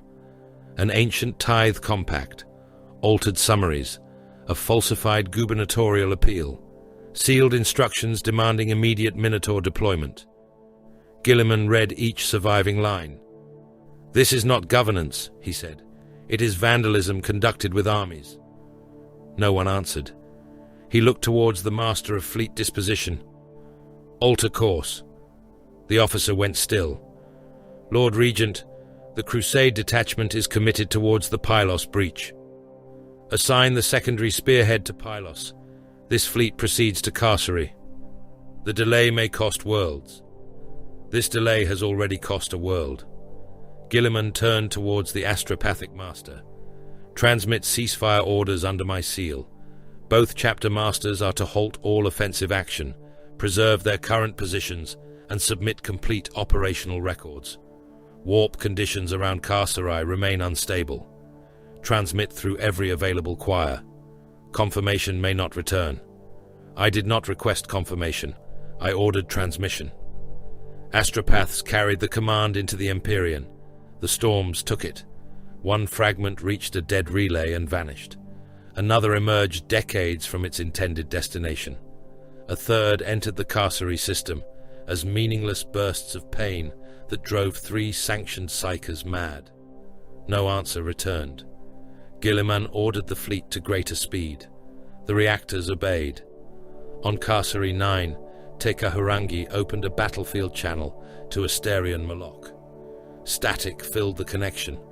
The nadir pulse had damaged local Vox networks, forcing the transmission through portable relay shrines and half-ruined defense lines. Moloch's helm appeared through distortion. Tekahurangi transmitted the recovered records. He included Voss's voice. He included the authentic compact. He included the proof that the governor had altered census rolls, concealed the engine, and lied to Terra. Moloch watched all of it. When the final record ended, the chief librarian spoke. "The foundation of your writ is false." "The governor lied," Moloch said. "You acknowledge it?" "Yes." "Then end this war." "No." Tekahurangi's dark eyes narrowed. The prisoners were taken under authenticated privilege. The relic was concealed unlawfully by Voss. Your intervention was shaped by deliberate omission. The writ remains valid. Its authorization rests upon fraud. It has not been revoked. You would obey a lie after learning the truth. I obey the authority that issued the command. Evidence may change the judgment. It does not grant Tyberos the right to determine that judgment by force. The Minotaurs entered with guns already trained. The Carcharodons refused submission. To men sent under false pretense. Moloch's voice did not rise. A criminal governor does not erase armed resistance to the Senatorum Imperialis. Tekahurangi sensed no stupidity in him. That would have been easier. Moloch understood the manipulation. He recognized that the Minotaurs might have been used. Yet beneath every decision lay a principle harder than anger. The Imperium survived through obedience because almost nothing else connected its scattered dominions. If every chapter master weighed Terran commands against private tradition, ancient privilege or personal certainty, then 1,000 chapters would become 1,000 kingdoms. Each would call itself loyal. Each would define loyalty alone. The throne is not made truthful by obedience, Tecahurangi said. No, Moloch replied. It is made sovereign. And when sovereignty commands ruin, then ruin answers to its author. The channel closed. Tyberos found Governor Voss before the Minotaurs did. The governor's escape convoy had abandoned Hive Ironside through a private transit line beneath the palace. Armored crawlers carried bullion, juvenat compounds, preserved gene stock, and sealed caskets of household records. Household cohorts guarded the vehicles. Voss had taken more space for gold than for surviving servants. The Carcharodons struck inside a tunnel without lumens. When the emergency lights returned, every escort vehicle had stopped. Grey warriors stood among the wreckage. Bodies filled the passage. One warden had been pulled through the vision slit of his own transport, leaving most of his skin and one arm inside. Another had been nailed to a bulkhead by a combat blade driven through his mouth. Voss crawled from beneath an overturned casket. Tyberos waited ahead. The governor raised his signet hand. I claim protection under the authority of the Senatorum Imperialis. Tyberos seized the hand. The ancient ring pressed into Voss's flesh. You use this to seal the lie. Voss tried to pull free. Tyberos closed his gauntlet. Bones broke. The signet disappeared into the governor's palm as fingers, metal and flesh crushed together. Voss screamed until blood filled his mouth. Tyberos held him upright. You will live. Voss stared through tears. Mercy? No. The Shade Lord released the ruined hand. You will speak every lie before witnesses. Carcharodon serfs dragged the governor away. Behind them, the private gene stock burned with the rest of the convoy. Within the Minotaur command bastion, hundreds of bombardment coordinates illuminated across a planetary hololith. Hive Ironside glowed beneath them. Moloch stood before the display, while artillery captains awaited confirmation. The lie had altered his understanding of the war. It had not altered the war itself. The nadir engine remained below. Gene seed records remained in Carcharodon hands. Tyberos remained under arms. Moloch lowered the black spear towards the hive. Commence final siege. Across Carceri 9, guns elevated. Orbital batteries acquired surface targets. Vindicators loaded demolisher shells. Artillery regiments received coordinates covering trench lines, habitation districts, transit arteries, and sealed vault approaches. The first barrage fell. The horizon disappeared beneath fire.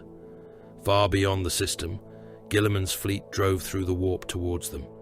It was still days away. Carceri 9 had only hours left. Hive Ironside consumed armies faster than the Imperium could name their dead. More than 600 million soldiers converged upon its continental approaches. Penal cohorts marched in columns that vanished beyond the curve of the horizon. Hereditary wardens occupied trenches their ancestors had dug centuries earlier. Artillery regiments spread across the ash plains in concentric belts. Their guns sunk into revetments built from rockcrete, prison iron, and compacted corpses. The poisoned clouds above the hive were crowded with aircraft. Storm Eagles hunted Carcharodon gunships through curtains of flak. Thunderhawks crossed beneath orbital wreckage, still falling from the crown of chains. Burning fragments of habitation districts descended without warning, crushing entire battalions beneath structures that had once housed millions. No army possessed a complete picture of the battle. Orders arrived carrying Minotaur authentication codes, gubernatorial seals, or Carcharodon countermand ciphers. Some formations obeyed all three. Others fired upon any messenger approaching their lines. Regiments fought beneath banners, declaring both chapters loyal. They died without discovering which command had sent them forward. Asterion Moloch observed the assault from the armored command bastion, erected upon the ruins of Execution Precinct Dantalion. The structure had once processed condemned prisoners, by the 100,000. Its execution galleries had been converted into ammunition vaults. Its crematoria fed power to the local defense grid. Its judgment hall had become Moloch's strategium. A hololithic image of Hive Ironside burned above the central dais.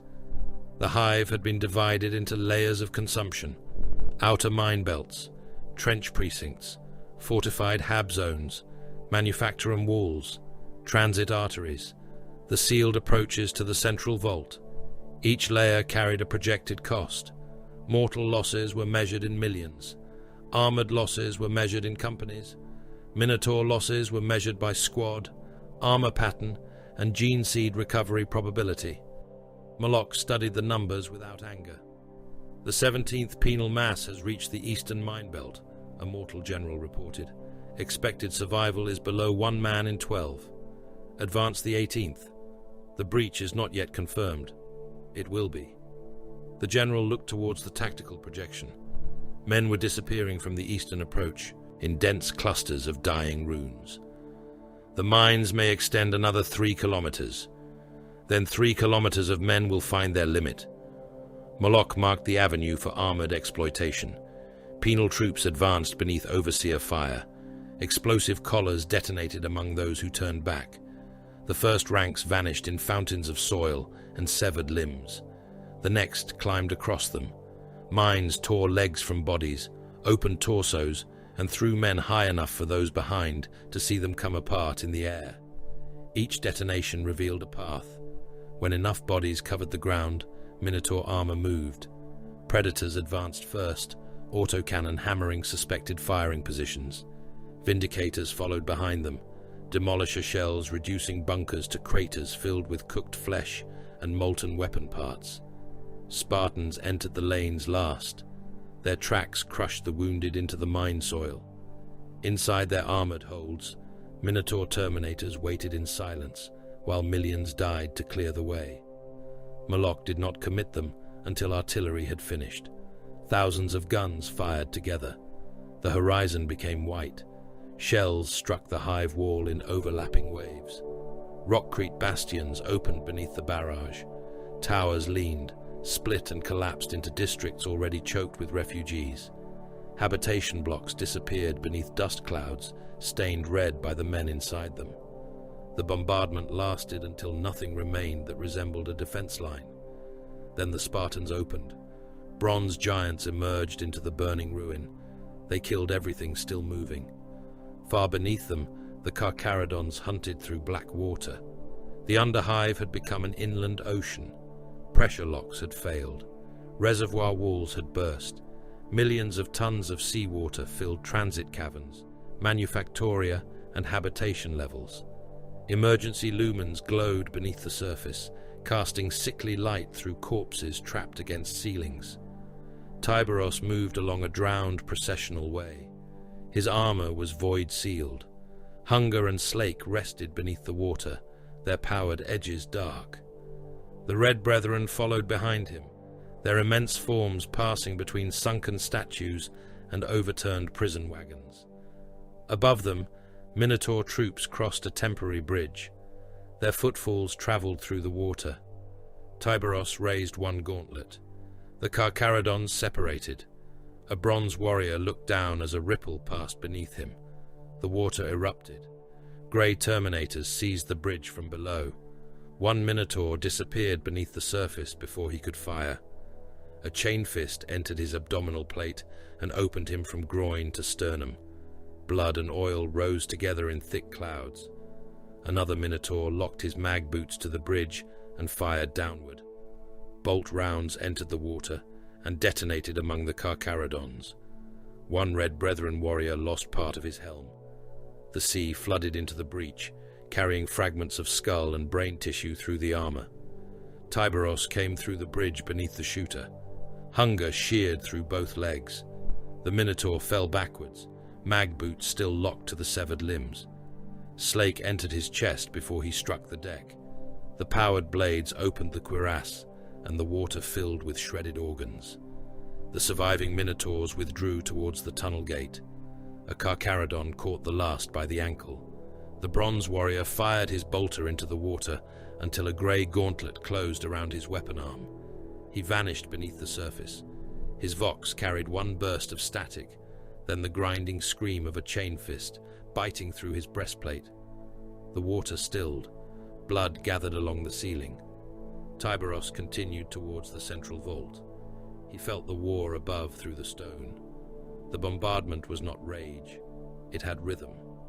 Moloch was eating the hive one layer at a time. Baal-Shar intended to break his teeth. The Reaper Prime crouched within the cab of a prison locomotive as it accelerated across the western trench continent. The engine had once hauled condemned laborers towards Hive Ironside. Its armored body was 500 meters long, blackened by centuries of ash and chemical rain. Carcharodon tech marines had packed its cargo holds with promethium tanks, demolisher shells, and captured plasma cells. No crew remained aboard. Shar and his warriors rode only long enough to place the weapon upon its path. Ahead lay the Minotaur artillery park.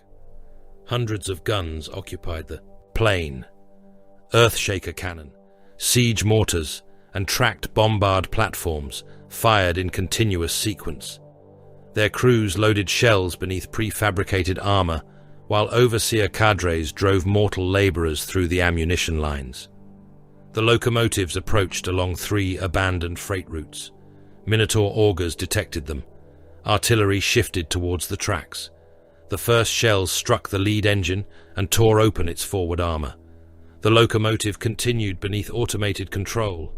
A second hit removed several wagons. Burning promethium streamed behind it. Shar opened the cab hatch. "Disembark!" Carcharodons jumped from the moving train. They struck the ash plain and rolled beneath the weight of their armor. One warrior landed badly, a damaged knee joint locking beneath him. He rose before Minotaur. Heavy bolters found the range. Shar hit the ground with Reaper in both hands. The locomotives entered the artillery park. A Minotaur officer recognized their cargo. "Destroy the tracks." Too late. The first engine struck an Earthshaker battery. The impact folded gun carriages around the locomotive's prow. Crewmen vanished beneath its wheels.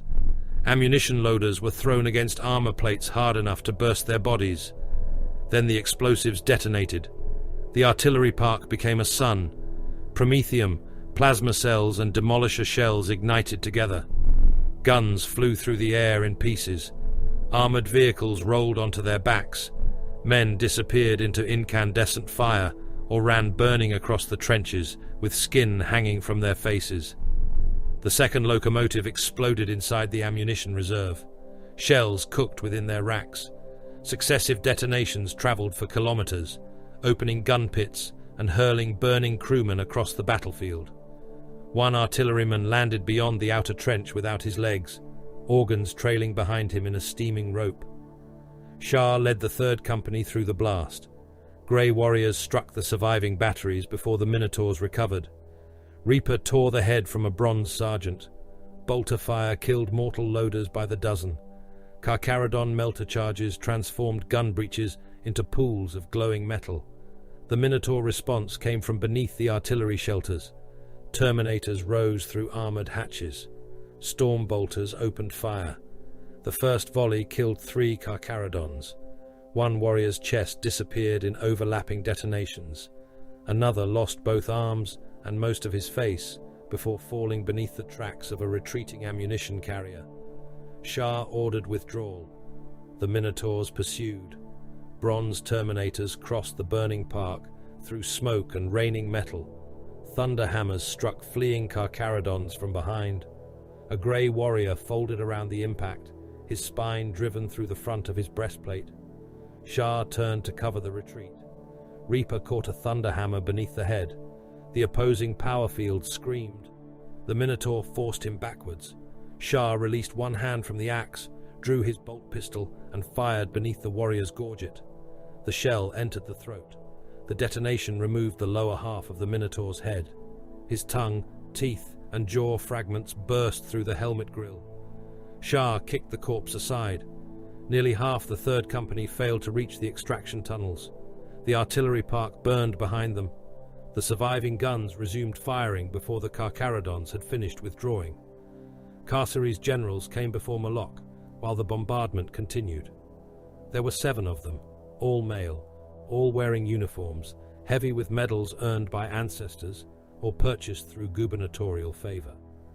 Their spokesman was Lord Marshal Edron Kos, commander of the planetary armies and hereditary keeper of Hive Ironside's western gates. Kos entered the judgment hall with blood on his boots. "Chapter Master," he said, "the assault must halt." Moloch remained before the tactical display.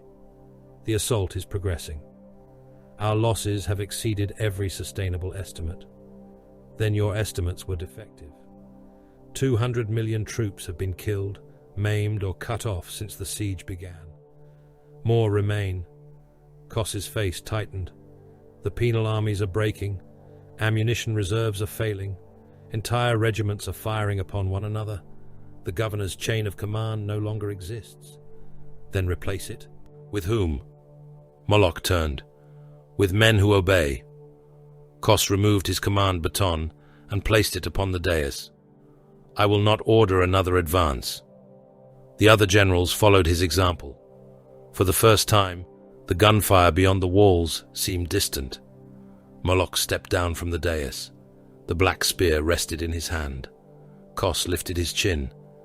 "You cannot win a world by killing every man upon it." Moloch drove the spear through his chest. The blade passed through medals, breastbone, hearts, and spine. Its point emerged between the general's shoulders, black with blood. Kos opened his mouth. Only a red froth emerged.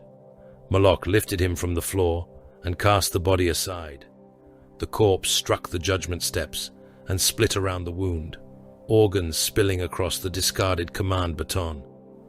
Moloch looked at the surviving generals. An army refusing to advance has already ceased being useful. No one spoke. "You will return to your commands. Those unwilling to continue may join him." The generals retrieved their batons. The next assault began within the hour. Tyberos armed the tithe population beneath the ruins of Manufactorum Helix. Hundreds of thousands of prisoners filled the loading halls.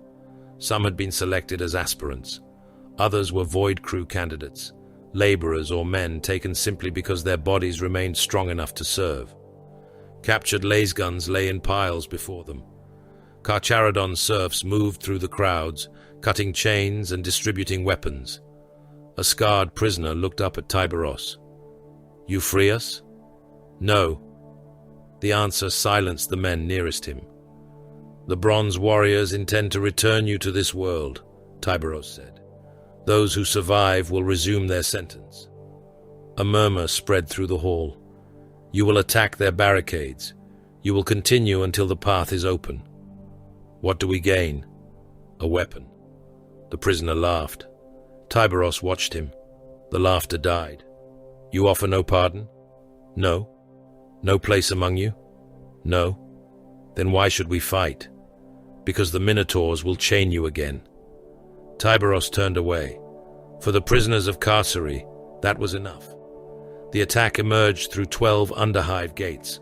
Hundreds of thousands charged Minotaur barricades beneath torn prison banners. Lasfire filled the lower avenues.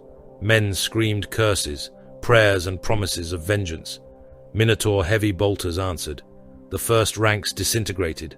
Mass reactive rounds tore men into fragments. Torsos burst. Legs spun across the road.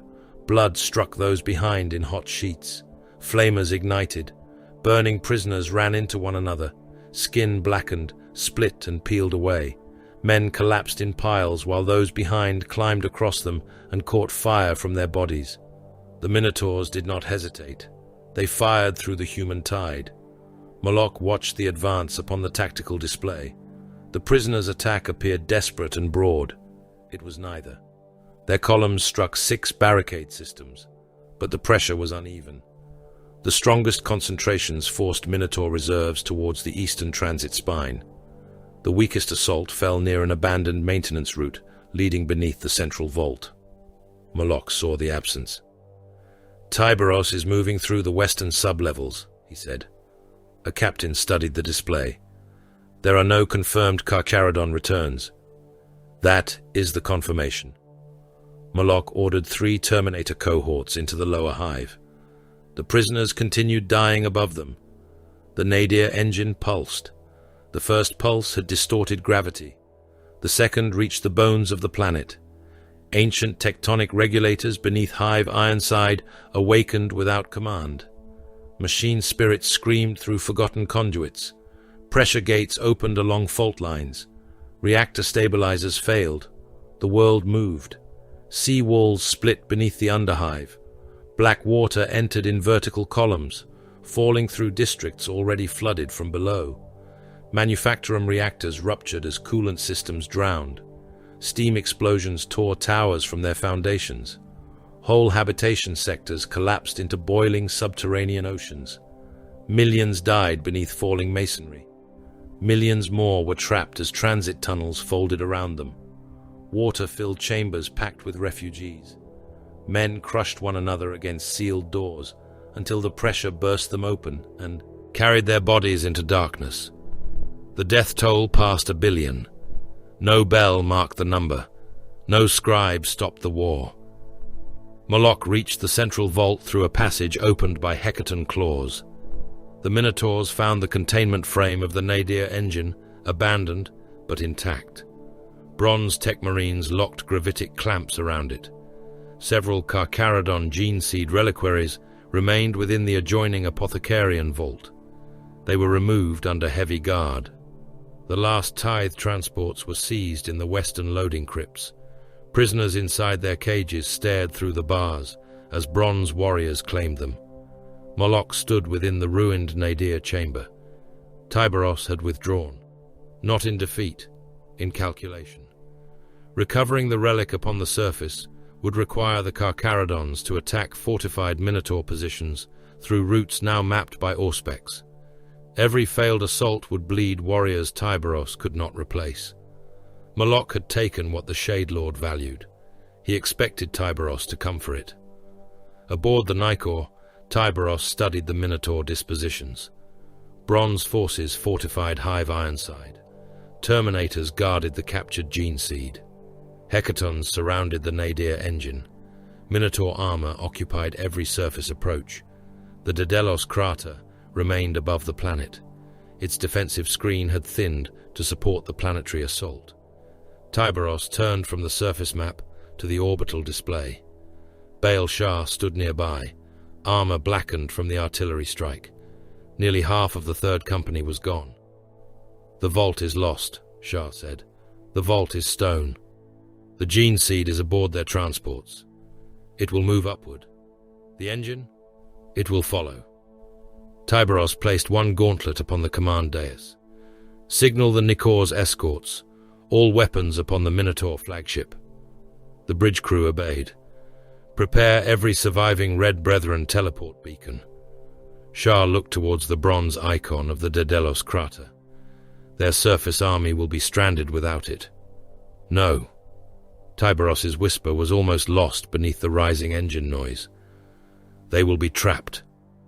The Carcharodon fleet began to turn. "The Bronze Lord has taken what is ours," Tyberos said. Beyond the bridge, the Nicor's ancient guns awakened. "We will take the ground beneath his feet." The Nicor came out of Carcere's shadow with every gun awake. Its prow broke through the planet's electromagnetic storms like the head of some abyssal predator rising from black water. Ancient armor drank the weak light of the dying sun. Launch bays opened along its flanks. Torpedo tubes irised wide. The machine spirit carried wounds older than most imperial dynasties, yet its reactor heart answered the command of Tyberos, with a fury that shook dust from reliquary vaults and set dead servitors twitching in their alcoves. The Minotaur blockade turned to meet it. Bronze vessels formed around the Daedalus crater in concentric defense rings. Escorts accelerated into interception vectors. Strike cruisers rolled, presenting fresh void shields and unspent batteries. Weapon locks spread across the tactical displays of both fleets. The Nicor did not alter course.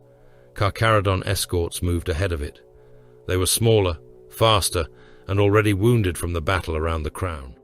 Their commanders knew why they had been placed at the point of the advance. No protest reached the flagship. No request for withdrawal entered the Vox. Minotaur torpedoes came first.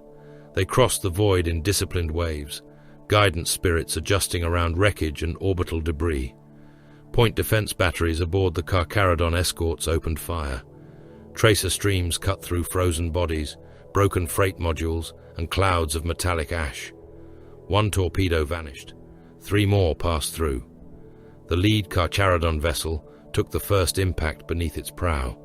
The warhead penetrated armor, crew decks, and chapel spaces before detonating near the launch bays. Fire opened the ship from within.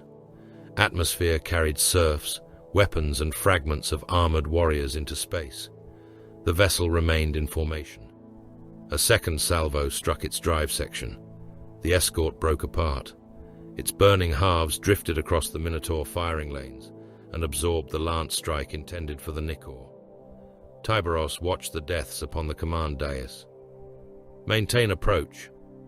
The surviving escorts obeyed. Lance fire crossed the darkness.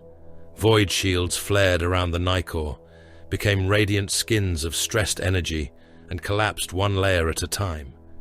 The ancient flagship answered with its own batteries. Beams of white light struck the Minotaur formation and peeled shields from a bronze strike cruiser. Macro cannon shells followed, hammering armor until entire gun decks folded inward. Attack craft filled the void between the fleets. Storm Eagles met Carcharodon interceptors amid wreckage and corpse clouds. Missiles turned gunships into fragments. Lascanon fire cut wings away. Pilots burned inside sealed cockpits while their craft continued tumbling through the battle. A crippled Minotaur escort crossed the path of a Carcharodon vessel. Neither could turn. The ships collided. Their prows entered one another in a storm of broken armor and explosive decompression. Thousands died at the point of impact. The wrecks remained locked together, burning as they rotated above the drowning world. The Nikkor passed between them. The Daedalus crater filled the forward oculus. It resembled a fortress torn from terror and cast into the stars. Bronze armor covered its immense hull. Buttressed towers rose from its spine. Weapon batteries occupied cathedral-sized casemates beneath statues of armored executioners. Its prow bore the bull-headed heraldry of the Minotaurs, battered but unbowed. Tyberos looked upon it without hatred. Hatred clouded selection. "The breach corridor is open," a pale captain reported. "Launch." Caestus assault rams fired from the Nikkor's forward bays. They crossed the remaining distance beneath covering fire, armored prows glowing as they entered the flagship's defensive envelope. Minotaur turrets destroyed several before impact. One ram disappeared in a sphere of white flame, carrying a full Carcharodon squad and more than 100 serfs with it. The others struck. Their melter arrays turned hull plating molten a heartbeat before their prows penetrated. Boarding torpedoes followed, burying themselves in gun decks, armories, and crew compartments. Teleport homers flared inside damaged sections where void shielding had failed. Thousands of mortal Carcharodon armsmen entered with the first wave. They carried shotguns, boarding axes, lass weapons, and demolition charges. Most had been taken from prison worlds like Carcery. Some had survived decades beneath the Grey Chapter. None mistook survival for expectation. They were pathfinders. Their deaths would reveal guns, mines, and hidden doors. The first armsman emerged into a false command nexus. Hololithic displays showed tactical feeds. Command thrones stood beneath hanging standards. A bronze officer waited upon the central dais. The Carcharodon sergeant leading the mortals raised one fist. False. The chamber sealed. Armored shutters dropped over every exit. Turrets unfolded from wall panels. The bronze officer was a dead man wired into ceremonial plate. The guns fired. The armsmen disappeared beneath overlapping streams of shells. Bodies burst against command consoles. Men tried to reach the doors, and slipped on organs spread across the deck. One climbed over a mound of the dead before heavy-caliber rounds tore him in half. The false command nexus vented its blood through floor drains.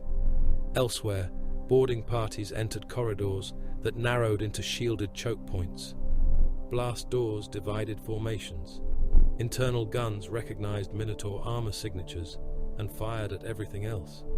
Compartments appeared undefended until pressure plates activated gas, flame, or decompression.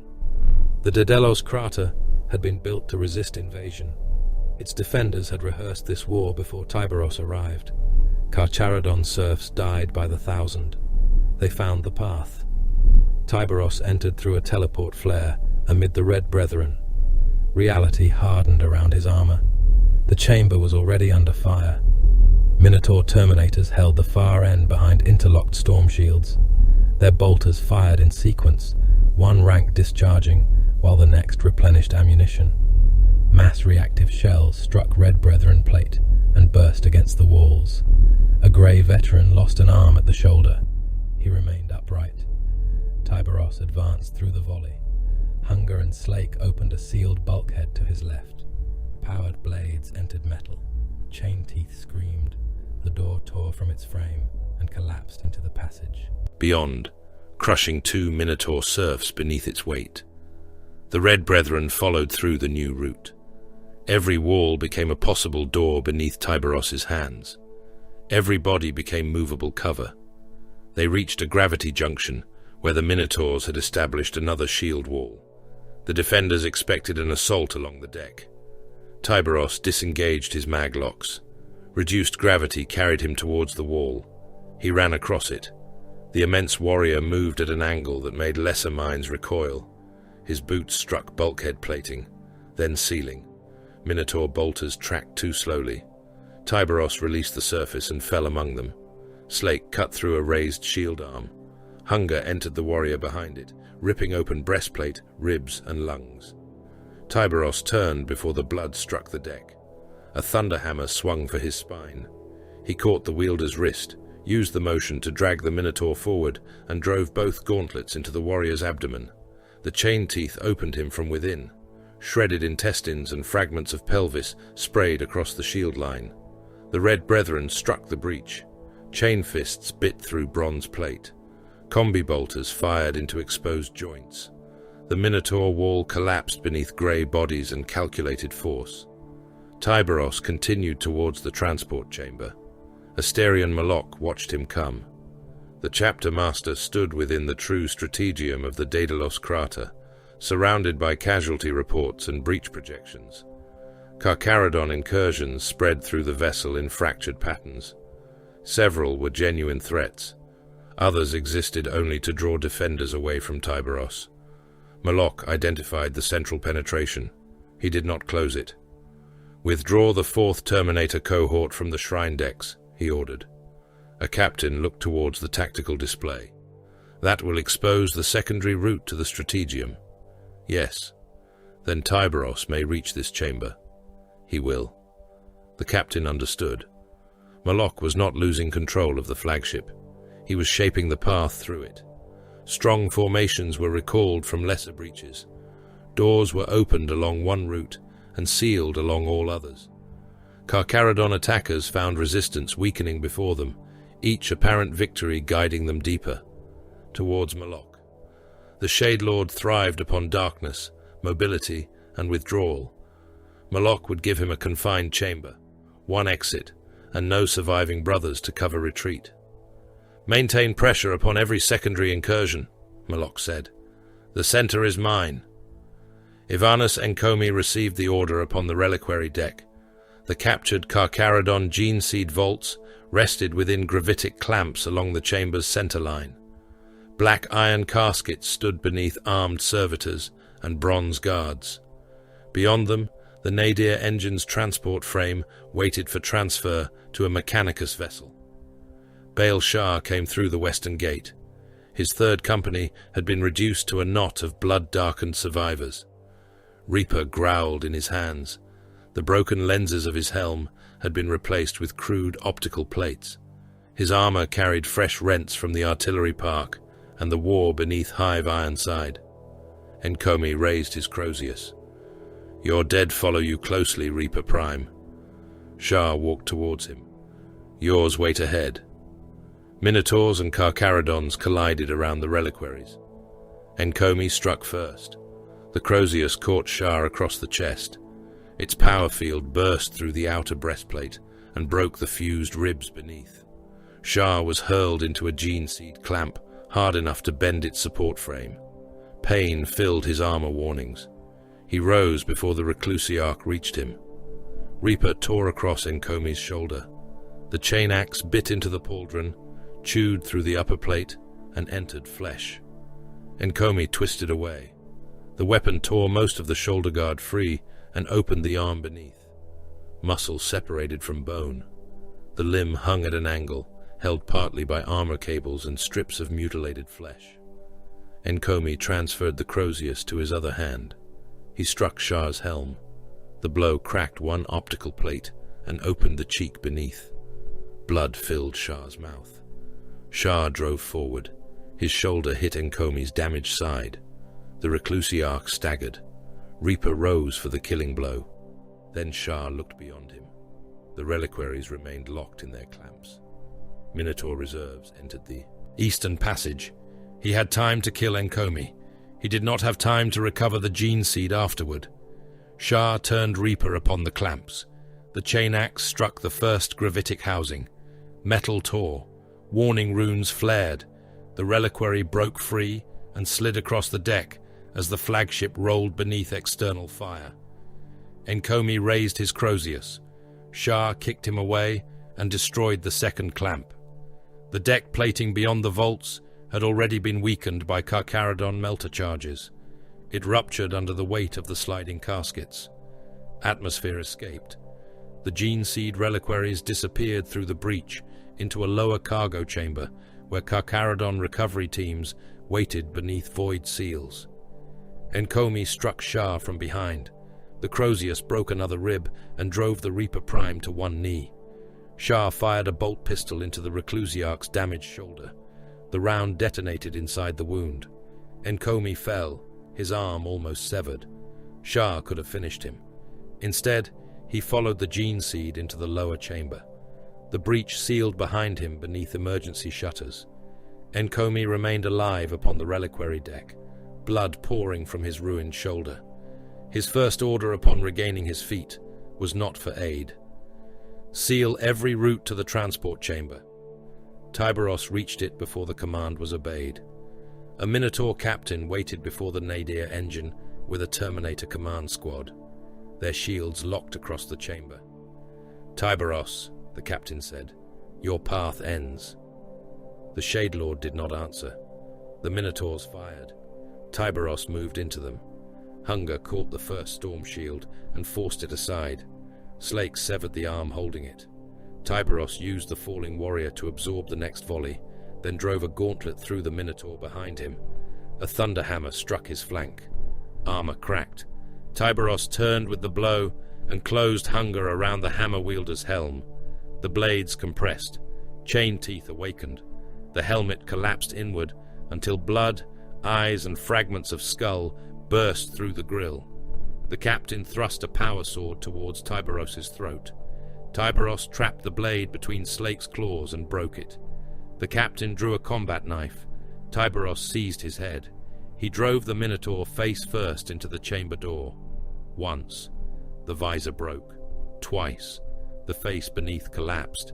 A third impact crushed helmet, skull, and door plating together. Blood spread across the metal and hardened in the heat of damaged systems, leaving the dead captain fused to the door by his own flesh. Less than a minute had passed. The last command squad warrior fell beneath Hunger. The Red Brethren entered behind Tyberos. Then, the Black Spear fired. The energy discharge struck the rearmost veteran and passed through him. Armor and organs became vapor. The beam entered the warrior ahead and detonated within his chest, scattering burning fragments across the transport chamber. Moloch came through the smoke. His shield struck a Red Brethren warrior and drove him against the wall. The first impact cracked the helm. The second pushed broken ceramite through the skull. The third reduced head and armor to a red mass against the metal. The black spear punched through another Carcharodon's breastplate. Moloch twisted. The blade widened the wound and tore both hearts apart before he withdrew it. A chain fist struck his shield. Moloch absorbed the blow, stepped inside the weapon's reach, and drove the spear through the attacker's abdomen. He lifted the Red Brethren veteran from the floor and cast him into the nadir transport frame. The final Carcharodon beside Tyberos charged. Moloch met him with the shield's rim. The warrior's gorget collapsed. Moloch drove the black spear through his throat and into the wall behind him. Silence entered the chamber. Only Tyberos remained standing. Beyond the bulkheads, both chapters continued slaughtering one another. Bolters thundered through the vessel. Boarding alarms wailed. The flagship trembled beneath lance impacts as the fleets burned around it. The nadir engine rotated within its transport frame. Moloch withdrew the black spear from the dead. Tyberos stepped towards the strategium access. The doors opened before him. Moloch had prepared them to do so. They entered from opposite sides. The strategium sealed around them. Tactical displays showed the war outside. Carcharodon escorts burned beside bronze cruisers. Carcery 9 turned beneath them, its continents veined by fire, its hives collapsing into black oceans. No warriors followed. No serfs remained alive within the chamber. Moloch lowered the black spear. Tyberos raised hunger and slake. The chain teeth awakened. The sound filled the strategium like the first growl of an approaching god. Asterian Moloch attacked before the strategium doors finished sealing. The black spear crossed the chamber in a blur of cold radiance. Tyberos turned the first thrust with hunger. The relic weapons met in a shriek of competing power fields. Sparks struck the command dais and burned through tactical projections, scattering phantom fleets into clouds of broken light. Moloch recovered the spear without overextending. The second thrust sought the joint beneath Tyberos's right pauldron. Slake caught the blade. The spear point slid along the powered claw and stripped a ribbon of adamantine from the gauntlet's outer casing. Molten armor scattered across the floor. Warning runes burned inside Tyberos's helm. The third attack came low. Tyberos stepped aside. The black spear entered his thigh plate and opened a narrow wound across the armor. Moloch turned the haft as he withdrew, widening the breach and severing fiber bundles beneath it. Tyberos gave no indication of pain. Moloch advanced behind his storm shield. There was no fury in his assault, no berserker's waste. He used the spear's reach as a moving wall, denying Tyberos the distance required to bring both gauntlets to bear. Each thrust sought damage already inflicted during the war below. A rent beneath the gorget, a weakened abdominal plate. The opening left by the bolt, impacts aboard the phylax. The Minotaur had studied him. Tyberos yielded 3 steps. The black spear struck for his left eye lens. He tilted his helm. The point passed close enough to gouge a line through the skull-faced visor. Moloch reversed the weapon and drove the butt into Tyberos's throat. The impact would have crushed a mortal windpipe. Tyberos's fused ribs and reinforced trachea absorbed it, but the blow drove him backwards into a hololithic lectern. The console broke beneath his mass. Tactical light washed across his armor, illuminating exile markings carved deep into the grey plate. Moloch came through the fading projection. His storm shield struck Tyberos's chest. The Shade Lord slid across the deck, ceramite grinding against metal. Moloch did not pursue recklessly. He maintained the distance. The black spear remained between them, point aligned with Tyberos's throat.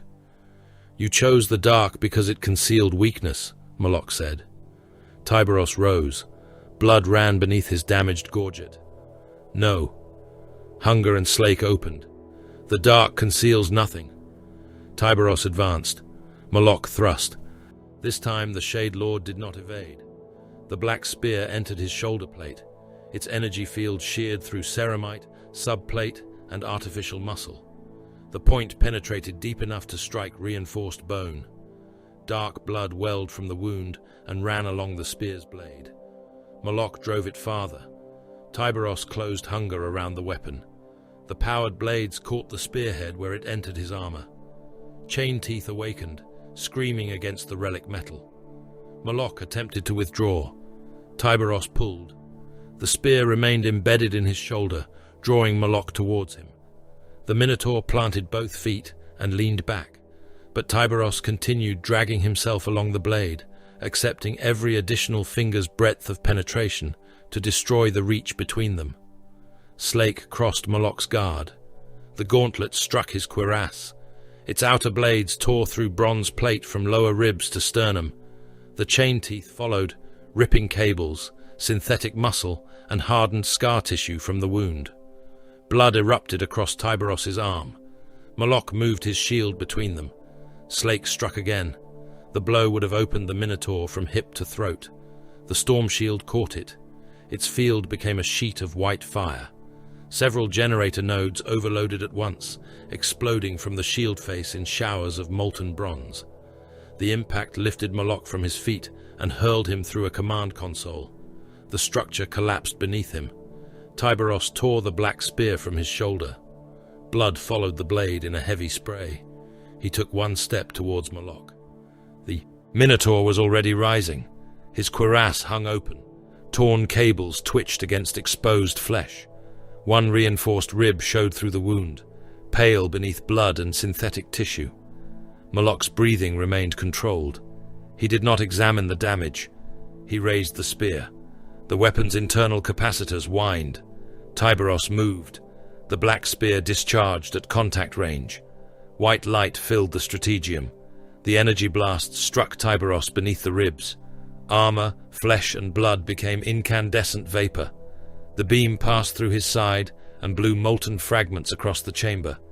The smell of scorched meat overwhelmed the ozone of active power fields. Tyberos fell to one knee. A wound large enough to admit a man's fist opened through his flank. Blackened organs pulsed behind fused bone. Blood poured from the breach, steaming against his armor. Moloch stepped forward to finish him. Tyberos seized the spear shaft. The Minotaur pulled. Tyberos tightened his grip and dragged himself farther onto the weapon. The spearhead entered deeper through the ruined side, cutting into secondary organs and tearing across the reinforced abdominal wall. Tyberos used the pain as distance. He rose along the blade until Moloch stood within reach. Hunger struck the storm shield. Slake followed. The chain teeth bit into its outer face. Moloch braced behind the relic, but Tyberos drove both gauntlets against it. Bronze plates peeled away in shrieking strips. Heraldry vanished beneath the grinding teeth. Sparks poured over both warriors. "Every predator meets a wall it cannot pass," Moloch said. Tyberos leaned into the shield. "Walls drown." Hunger tore through another layer. The storm shield's field flickered. Moloch released the spear with one hand and struck Tyberos across the wounded side. His gauntlet entered the rupture in the armor. Fingers closed around exposed flesh and cabling. Tyberos's blood flooded over Moloch's hand. The Minotaur tore downward. Muscle separated. An auxiliary organ ruptured beneath the pressure. Tyberos's armor alarms became a continuous red scream. He answered by driving his helm into Moloch's faceplate. Ceramite struck ceramite. Moloch's visor cracked. Tyberos struck again. One lens shattered inward. Blood ran from beneath the Minotaur's helm. Moloch abandoned the shield. He released it from his forearm and drove his shoulder into Tyberos. Both giants collided with the strategium wall. Armor split the metal panels. Data cables burst around them. The black spear remained between their bodies. Moloch twisted the haft and forced Tyberos away. The Shade Lord tore free, leaving blood and scorched flesh along the blade. He caught the discarded storm shield before it struck the floor. Moloch activated the strategium defenses. Internal turrets unfolded from the ceiling. Their recognition engines acquired Carcharodon plate. Tyberos threw the shield aside. The guns opened fire. Heavy shells struck him across the chest and back. Armor broke in slabs. One round entered the wound in his side and detonated against the inner rib plating. Blood burst from his gorget. Tyberos reached for the nearest corpse. The dead Minotaur captain still lay fused to the transport chamber door beyond the broken strategium threshold. His face collapsed into the metal. Tyberos tore the body free. Skin and bone remained attached to the door in wet strands. He held the corpse before him. The turrets fired. Rounds detonated inside bronze armor. The dead warrior's torso came apart. Organs, blood and fragments of ribcage sprayed across Tyberos. He advanced behind the disintegrating body until little remained except the armor's spine and one hanging arm. Moloch attacked through the gunfire. The black spear passed through the corpse and entered Tyberos's breastplate. The Shade Lord turned, trapping the shaft beneath one arm, while the automated guns continued hammering the dead Minotaur between them. Tyberos hurled the corpse.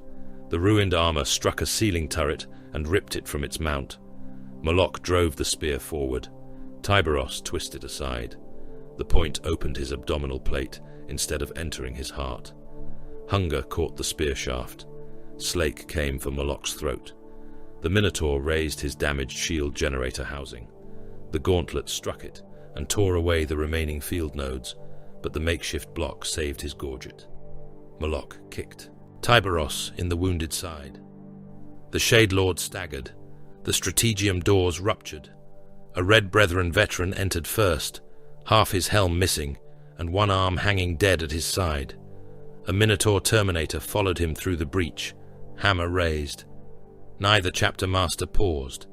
Moloch thrust the black spear past Tyberos and pierced the Carcharodon through the chest. The blade entered beneath the breastplate, passed through both hearts, and emerged from the warrior's back.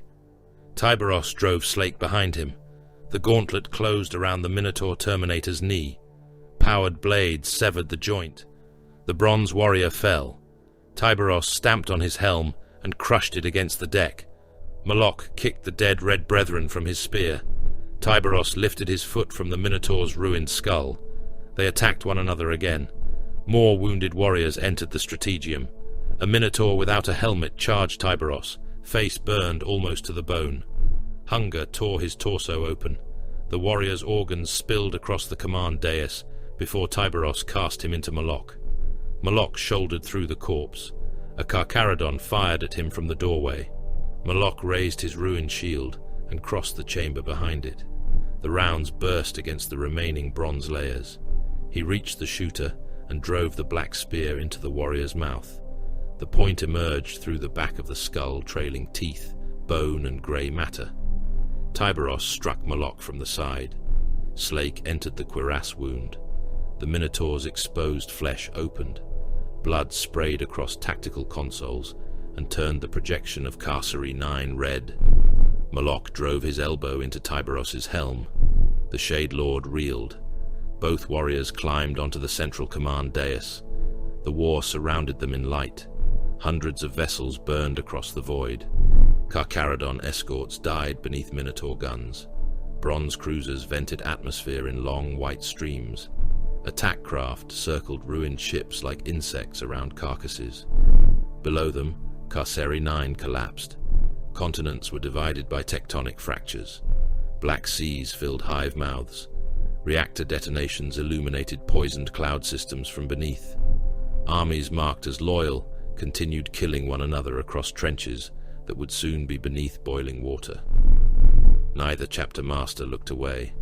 Both claimed to serve the Imperium shown dying around them. Both continued the duel. Moloch used the spear like a polearm within the confined space, striking with blade, haft, and butt. A thrust opened Tyberos's forearm plate. A reverse strike cracked his damaged gorget. The spear butt entered the wound in his side and tore another organ loose. Tyberos closed distance again. He accepted a cut across his helm and trapped the spear between Hunger and Slake. Moloch tried to pivot the weapon free. Tyberos turned both gauntlets in opposing directions. The black spear resisted. Its haft bent. Moloch struck Tyberos's face with his gauntlet. The Shade Lord's helm snapped sideways. Blood sprayed from the broken gorget. Tyberos maintained his grip. He tore the spear from Moloch's hands. The relic weapon crossed the dais and struck a tactical display. It remained embedded there, vibrating as projections of dead worlds flickered around the blade. Moloch reached for it. Tyberos seized the Minotaur's shield arm. Hunger closed around the ruined generator housing. The chain teeth tore through bronze plate, power cabling, and the forearm bracer beneath. The shield dropped. Moloch's arm remained attached, but blood streamed through the opened armor. Slake struck his cuirass. Moloch crossed one arm over the wound. The gauntlet tore through forearm plate and drove him backwards. Tyberos hit him again. Moloch struck the command throne. The ancient seat folded beneath his weight. Tyberos followed, pinning him against it. Hunger opened around the Minotaur's gorget. The outer blades closed. Ceramite cracked. Chain teeth entered the first armor layer and began chewing towards flesh. Moloch drove both hands against Tyberos's arm. Hunger continued closing. Bronze fragments sprayed across his faceplate. The gorget buckled inward. Internal seals failed. Air and blood hissed through the widening breach. Tyberos leaned closer. Moloch released one hand. A concealed blade slid from beneath his damaged vambrace. He drove it into Tyberos's wounded side. The combat knife passed through, scorched flesh, and entered the body beneath. Its monomolecular edge found one of the Shade Lord's surviving secondary organs. Moloch twisted. Tyberos's grip tightened. Hunger's teeth broke through the inner gorget layer. Blood entered Moloch's helm. The knife went deeper. The organ ruptured around it. Tyberos's blood pressure fell. Armor systems flooded him with combat stimulants, coagulants, and pain suppressors. Several injectors found only damaged flesh and discharged their contents into the cavity in his side. Moloch forced the blade upward towards the hearts. Tyberos drove Hunger closer to his throat. Neither could withdraw. If Moloch continued, the chain teeth would enter his neck and tear head from spine. If Tyberos finished closing the gauntlet, the knife would reach one of his primary hearts. Both understood. Neither stopped. A new alarm sounded. It did not belong to the Daedalus crater. The surviving strategium displays flickered. Minotaur command ciphers vanished beneath a more ancient authority. The fortress ship's damaged machine spirit resisted for a moment, then yielded. A fleet had entered the carcery system. Its formation was vast, disciplined, and untouched by the slaughter that had consumed the two chapters. Battleships occupied the outer routes. Strike cruisers moved into firing positions around Minotaur and Carcharodon vessels alike.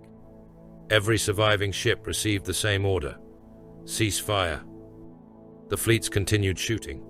The strategium's void shields failed. Teleportation lightning filled the chamber.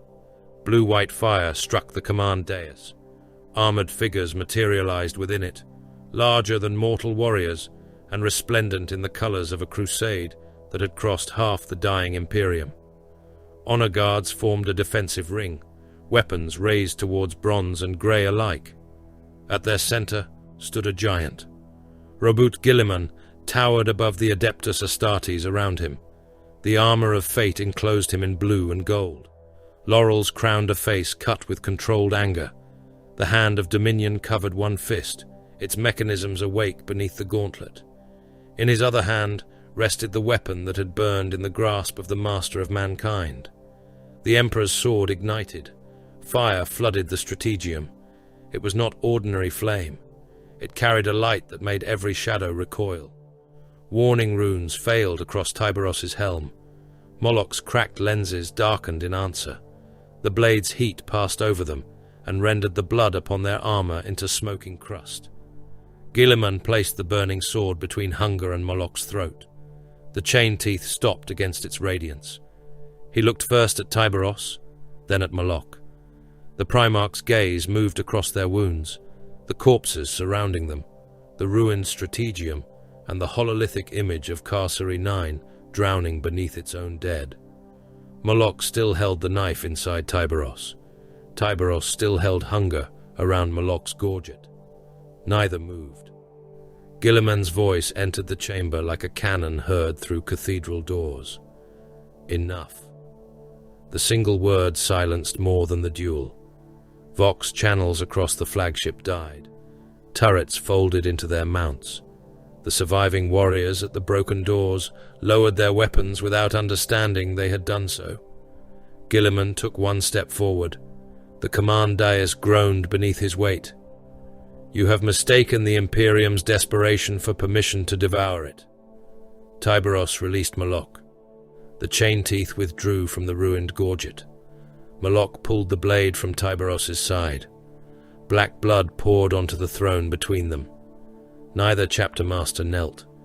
Guilliman looked upon them as a father might look upon weapons turned against the hand that forged them. Outside, the fleets continued burning. Below, Carcery 9 died. The Primarch raised the Emperor's sword. This time, both chapters obeyed.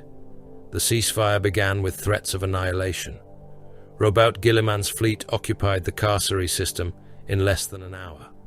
Battleships translated beyond the outer defense grid, their void shields raised and their gun decks awake. Strike cruisers moved across every surviving Mandeville route.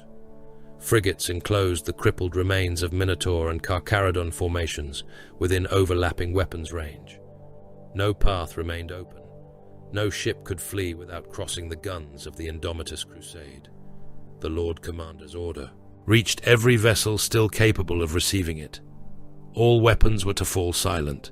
All attack craft were to return or power down. All boarding actions were to cease. Any vessel firing after the deadline would be destroyed without regard for chapter colors, ancient privilege, or senatorial authority. The order carried Guilliman's personal cipher. Behind it waited enough firepower to make obedience inevitable. The Nicor allowed its lance batteries to cool. The surviving Minotaur ships lowered their torpedo locks. Across the void, burning vessels continued to drift through clouds of wreckage and frozen corpses. Some no longer possessed crews able to obey. Their weapons discharged according to damaged machine instinct, firing into empty space until Crusade vessels crippled them with precise volleys. Ultramarines boarded the largest surviving warships. They arrived in disciplined companies, not as conquerors, but as armed witnesses prepared to become executioners. Blue-armored squads secured launch bays, teleportariums, reactor controls, and command decks. They placed themselves between Minotaurs and Carcharodons, who had been killing one another moments earlier. The warriors obeyed because Guilliman had ordered it. They hated one another because obedience could not erase memory. A custodian shield captain took possession of the nadir engine. He entered the Daedalus crater with auramite-clad warriors at his back, each carrying a guardian spear held ready for immediate use. Minotaur tech marines watched the golden figures surround the containment frame and replace every bronze authority seal with sigils of the Imperial Regent. No Minotaur protested. None mistook restraint for agreement. The shield captain looked upon the relic's rotating black rings. "This artifact is removed from chapter jurisdiction," he said. "Any attempt to interfere with its transfer will be considered an act against the person of the Lord Commander." The engine left the Minotaur flagship beneath custodian guard. The fighting below Carcery 9 did not end so cleanly. Entire districts had lost Vox communication. Auspex pylons had been destroyed. Command networks were drowned beneath collapsed hives and boiling oceans. Isolated Minotaur squads still hunted Carcharodons through the underhive. Grey warriors continued attacking bronze supply posts because no command had reached them, or because hatred had become more immediate than duty. In the ossuary deeps, a Carcharodon veteran tore the head from a wounded Minotaur after the ceasefire deadline had passed. 3 chambers away, Minotaur terminators immolated a nest of Carcharodon serfs sheltering behind a sealed reliquary gate. On the surface, mortal regiments continued firing upon one another under contradictory orders signed by commanders who were already dead. Guilliman summoned Tyberos and Moloch to the command sanctum aboard his battleship. Both chapter masters had been stabilized, not healed. Tyberos's side had been sealed beneath temporary armor plates and clotting foam. His shoulder remained transfixed by the wound left by the black spear. Each breath drove pain through ruined secondary organs, but he stood without support. Moloch's gorget had been removed and replaced by a crude pressure collar. His cuirass remained open beneath emergency seals. One arm hung rigid inside splints, where hunger had torn through the shield bracer and into the armor below. Neither looked at the other. Guilliman stood before them. "The war has not stopped," he said. Moloch answered first. "Communications are damaged. Then restore them. Some formations are beyond contact. Then give them a command they cannot mistake." Guilliman directed both chapter masters towards the Vox dais. "You will order complete withdrawal in your own voices. You will state that the command comes from me. You will state that any warrior continuing hostilities acts without your sanction." Tyberos remained still. The Primarch's expression hardened. "You will acknowledge that this conflict ends by another warrior's authority." The Shade Lord looked towards the Vox grill. Then he spoke. "All Carcharodon forces, disengage. Withdraw to designated holding points. The hunt is ended by command of the Lord Commander of the Imperium. Any blade raised beyond this order is raised alone." His whisper traveled through surviving Carcharodon channels. In drowned tunnels and burning vaults, grey warriors stopped. Some did so while standing over Minotaur dead. Some withdrew with brothers dying in their arms. One Carcharodon ignored the order and continued firing. An ultramarine squad killed him before he reached the next chamber. Moloch took the dais. "All Minotaur formations, cease offensive action, establish defensive positions, and await relief. This order is issued under the authority of the Lord Commander. Any warrior disobeying it forfeits the protection of the chapter." His voice reached the surface armies. Bronze weapons lowered. Artillery crews stopped loading. A Hecaton dreadnought refused the command, declaring that judgment could not be interrupted. Moloch repeated the order once. When the ancient warrior continued advancing, Minotaur tech marines overloaded the dreadnought's motive systems and left it kneeling in the ruins, screaming the names of defeated chapters through a broken vox. Silence reached Carcery 9 by degrees. It arrived too late for billions.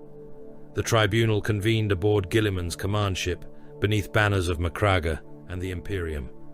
There was no audience. No cheering assembly waited to hear justice delivered. No remembrancer stood ready to transform slaughter into legend. Guilliman sat at the head of a long iron table. The custodian shield captain stood behind him.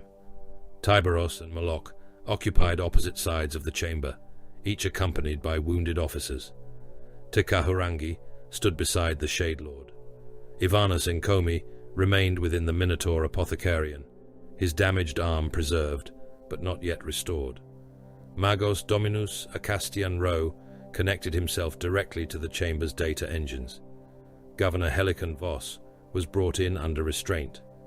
He had been cleaned enough to prevent his wounds from staining the deck. His crushed hand had swollen into a dark mass around the signet forced into his palm. His robes were torn. His face looked smaller without the palace, armies and planetary titles surrounding it. He tried to kneel. A custodian prevented him with the haft of a guardian spear. Guilliman reviewed the evidence without ceremony. The nadir engine replayed Voss's private commands. The chamber heard him order the ancient compact removed from the astropathic appeal. It heard him command adepts to rename condemned penal populations as lawful citizens. It heard him describe a relic hidden for decades as acknowledged property of terror. Further records showed altered census rolls, concealed manufactoria, duplicated regimental identities, and exemption contracts sold to prison dynasties. Tekahurangi supplied the authenticated tithe compact. Ro confirmed its seals. The Minotaurs provided the punitive writ and every surviving order attached to it. Guilliman compared them. Voss began speaking before permission was given. "My Lord Regent, I was deceived by subordinates. The archives were corrupted. My adepts assured me the compact lacked authority. The census discrepancies were inherited from earlier administrations." Guilliman continued reading. Voss's voice rose. "The Seneschal controlled the records. The astropathic master altered my statement. My generals concealed the true numbers. I acted only to preserve a world vital to the Imperium. Guilliman looked up. Voss mistook the attention for opportunity. I can name every officer responsible. The Primarch raised one hand. An ultramarine at the chamber wall fired once. The bolt round entered Voss's forehead. His skull ruptured. Blood, bone and brain matter struck the floor behind him in a broad red fan. The governor remained upright for an instant, his mouth still open around the next lie. Then his body collapsed. Servitors entered. They dragged the corpse away.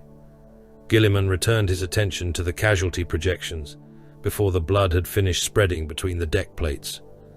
The writ was compromised, he said. It was shaped by incomplete evidence, falsified testimony, and an instruction for haste that has not yet been adequately explained. Moloch stood motionless. The order carried lawful authentication, he said. It did. Then the Minotaurs acted within mandate. You acted beneath a valid seal attached to an invalid account. The distinction was unavailable when the campaign began. It became available before the final siege. Moloch did not answer. Guilliman turned towards Tyberos. The Carcharodons possessed collection rights beneath the surviving compact. Those rights were not without limit. Tyberos's helm remained under one arm. His face was pale, hard, and bloodless. The quotas were corrupted. By Voss. Yes. That did not permit you to determine new quotas without review, nor did it permit the seizure of all populations you considered useful. The condemned were owed. Some were. Others were protected by later imperial statute. Statutes written by men who have never seen the outer dark. Their ignorance does not annul their authority. Tyberos's black eyes remained upon Guilliman. The Primarch shifted his attention to Moloch. The Minotaurs were authorized to recover the population, secure the relic, and compel submission. We did. You launched a system-wide war. Resistance made escalation necessary. You destroyed orbital infrastructure supporting 17 billion citizens. You converted penal armies into mine-clearing material. You continued bombardment after evidence of fraud was presented. The Carcharodons remained under arms, because you made surrender indistinguishable from extinction. Moloch's damaged armor hissed as internal seals adjusted around his breathing. I obeyed the command as written, he said. I would do so again. The words entered the tribunal without defiance. That made them worse. Guilliman rose. The Primarch towered above the table, his expression carved from controlled disgust. Blind obedience is not virtue when wielded by a commander entrusted with judgment. Moloch looked up at him. A weapon does not judge the hand. You are not a sword. You command a chapter. You choose how orders become reality. The Senatorum chose the objective. You chose the mountain of dead beneath it. Guilliman leaned forward. A weapon that cannot distinguish the enemy is not loyal. It is merely dangerous. Moloch did not apologize. He gave no sign the rebuke had reached him. Tyberos spoke from the opposite side of the chamber. The Imperium names us brothers when it requires something killed beyond its borders. Guilliman turned. Continue. We are left in exile until the dark produces a threat too distant for comfortable men to face. Then our oaths are remembered. Our fleets are summoned. Our dead become useful. You believe this grants ownership of imperial citizens? No. Your actions suggest otherwise. We take what sustains the watch no one else maintains. You take because distance has taught you that no authority will arrive soon enough to stop you. Tyberos's ruined side leaked beneath the temporary seals. He ignored it. We have endured where authority does not reach. Guilliman's anger did not diminish, but something colder entered it. That accusation is true. The chamber remained silent. The Imperium has used your exile, he continued. It has accepted your victories without asking what they cost you. It has tolerated methods it would condemn in chapters closer to terror because your wars occurred beyond convenient sight. Tyberos watched him. Truth does not absolve you. Ancient service does not make human beings your property. Isolation does not grant sovereignty, nor does the recovery of forbidden technology permit private exchange without review. The Mechanicus has honored our grey tithes. The Mechanicus has honored many arrangements that survive because no one powerful has examined them closely. Ro emitted a brief burst of static. Gilliman looked towards the Magos. That was not an invitation to dispute the point. The settlement was delivered before either chapter could object. All recovered gene seed would be returned under custodian supervision. Minotaur apothecaries were forbidden from retaining samples, records, or genetic observations taken during the campaign. Carcharodon relics and archives would be restored after verification that none constituted prescribed technology. The Nadir engine would pass into Mechanicus custody beneath Gilliman's personal seal. No forge, Magos, or chapter would employ it without authorization from the Lord Commander's office. The Carcharodons could retain candidates already accepted into implantation protocols. Protected citizens, exempted. Labor populations and unprocessed serf stock were to be returned to surviving imperial authorities. Tyberos's expression did not change. Molok's did not either. The Minotaurs were ordered to relinquish every trophy taken from Carcharodon dead. Armor fragments, weapons, heraldic plates, and captured helms were to be surrendered. No victory mark would be added to the Daedalus crater. No entry naming the Carcharodons among punished chapters would be permitted within official records. That order struck deeper than censure. The Minotaurs recorded judgment through possession. Gilliman denied them the record. "The disposition satisfies neither of you," he said. "No," Molok replied. "No," Tyberos said. "Then it is likely closer to justice than either private victory." The final casualty report arrived before the tribunal ended. More than 2 billion mortal dead had been confirmed. The true number was greater. Whole districts remained underwater and uncounted. Prison continents had lost central registries. Starvation had begun within hives cut away from grain supplies. Industrial toxins poisoned what remained of the oceans. Reactor collapses would continue spreading radiation for centuries. Hundreds of Adeptus Astartes were dead. Others would be interred within dreadnought sarcophagi if suitable frames could be found. Several capital vessels were destroyed. More had suffered damage requiring decades of repair. Gene seed had been lost to fire, vacuum, water, and unrecoverable bodies buried beneath the vaults. Carcery 9 would survive. It would not recover. Its population faced generations of famine, disease, and industrial failure. Penal quotas would still be demanded. Tithes would still be assessed.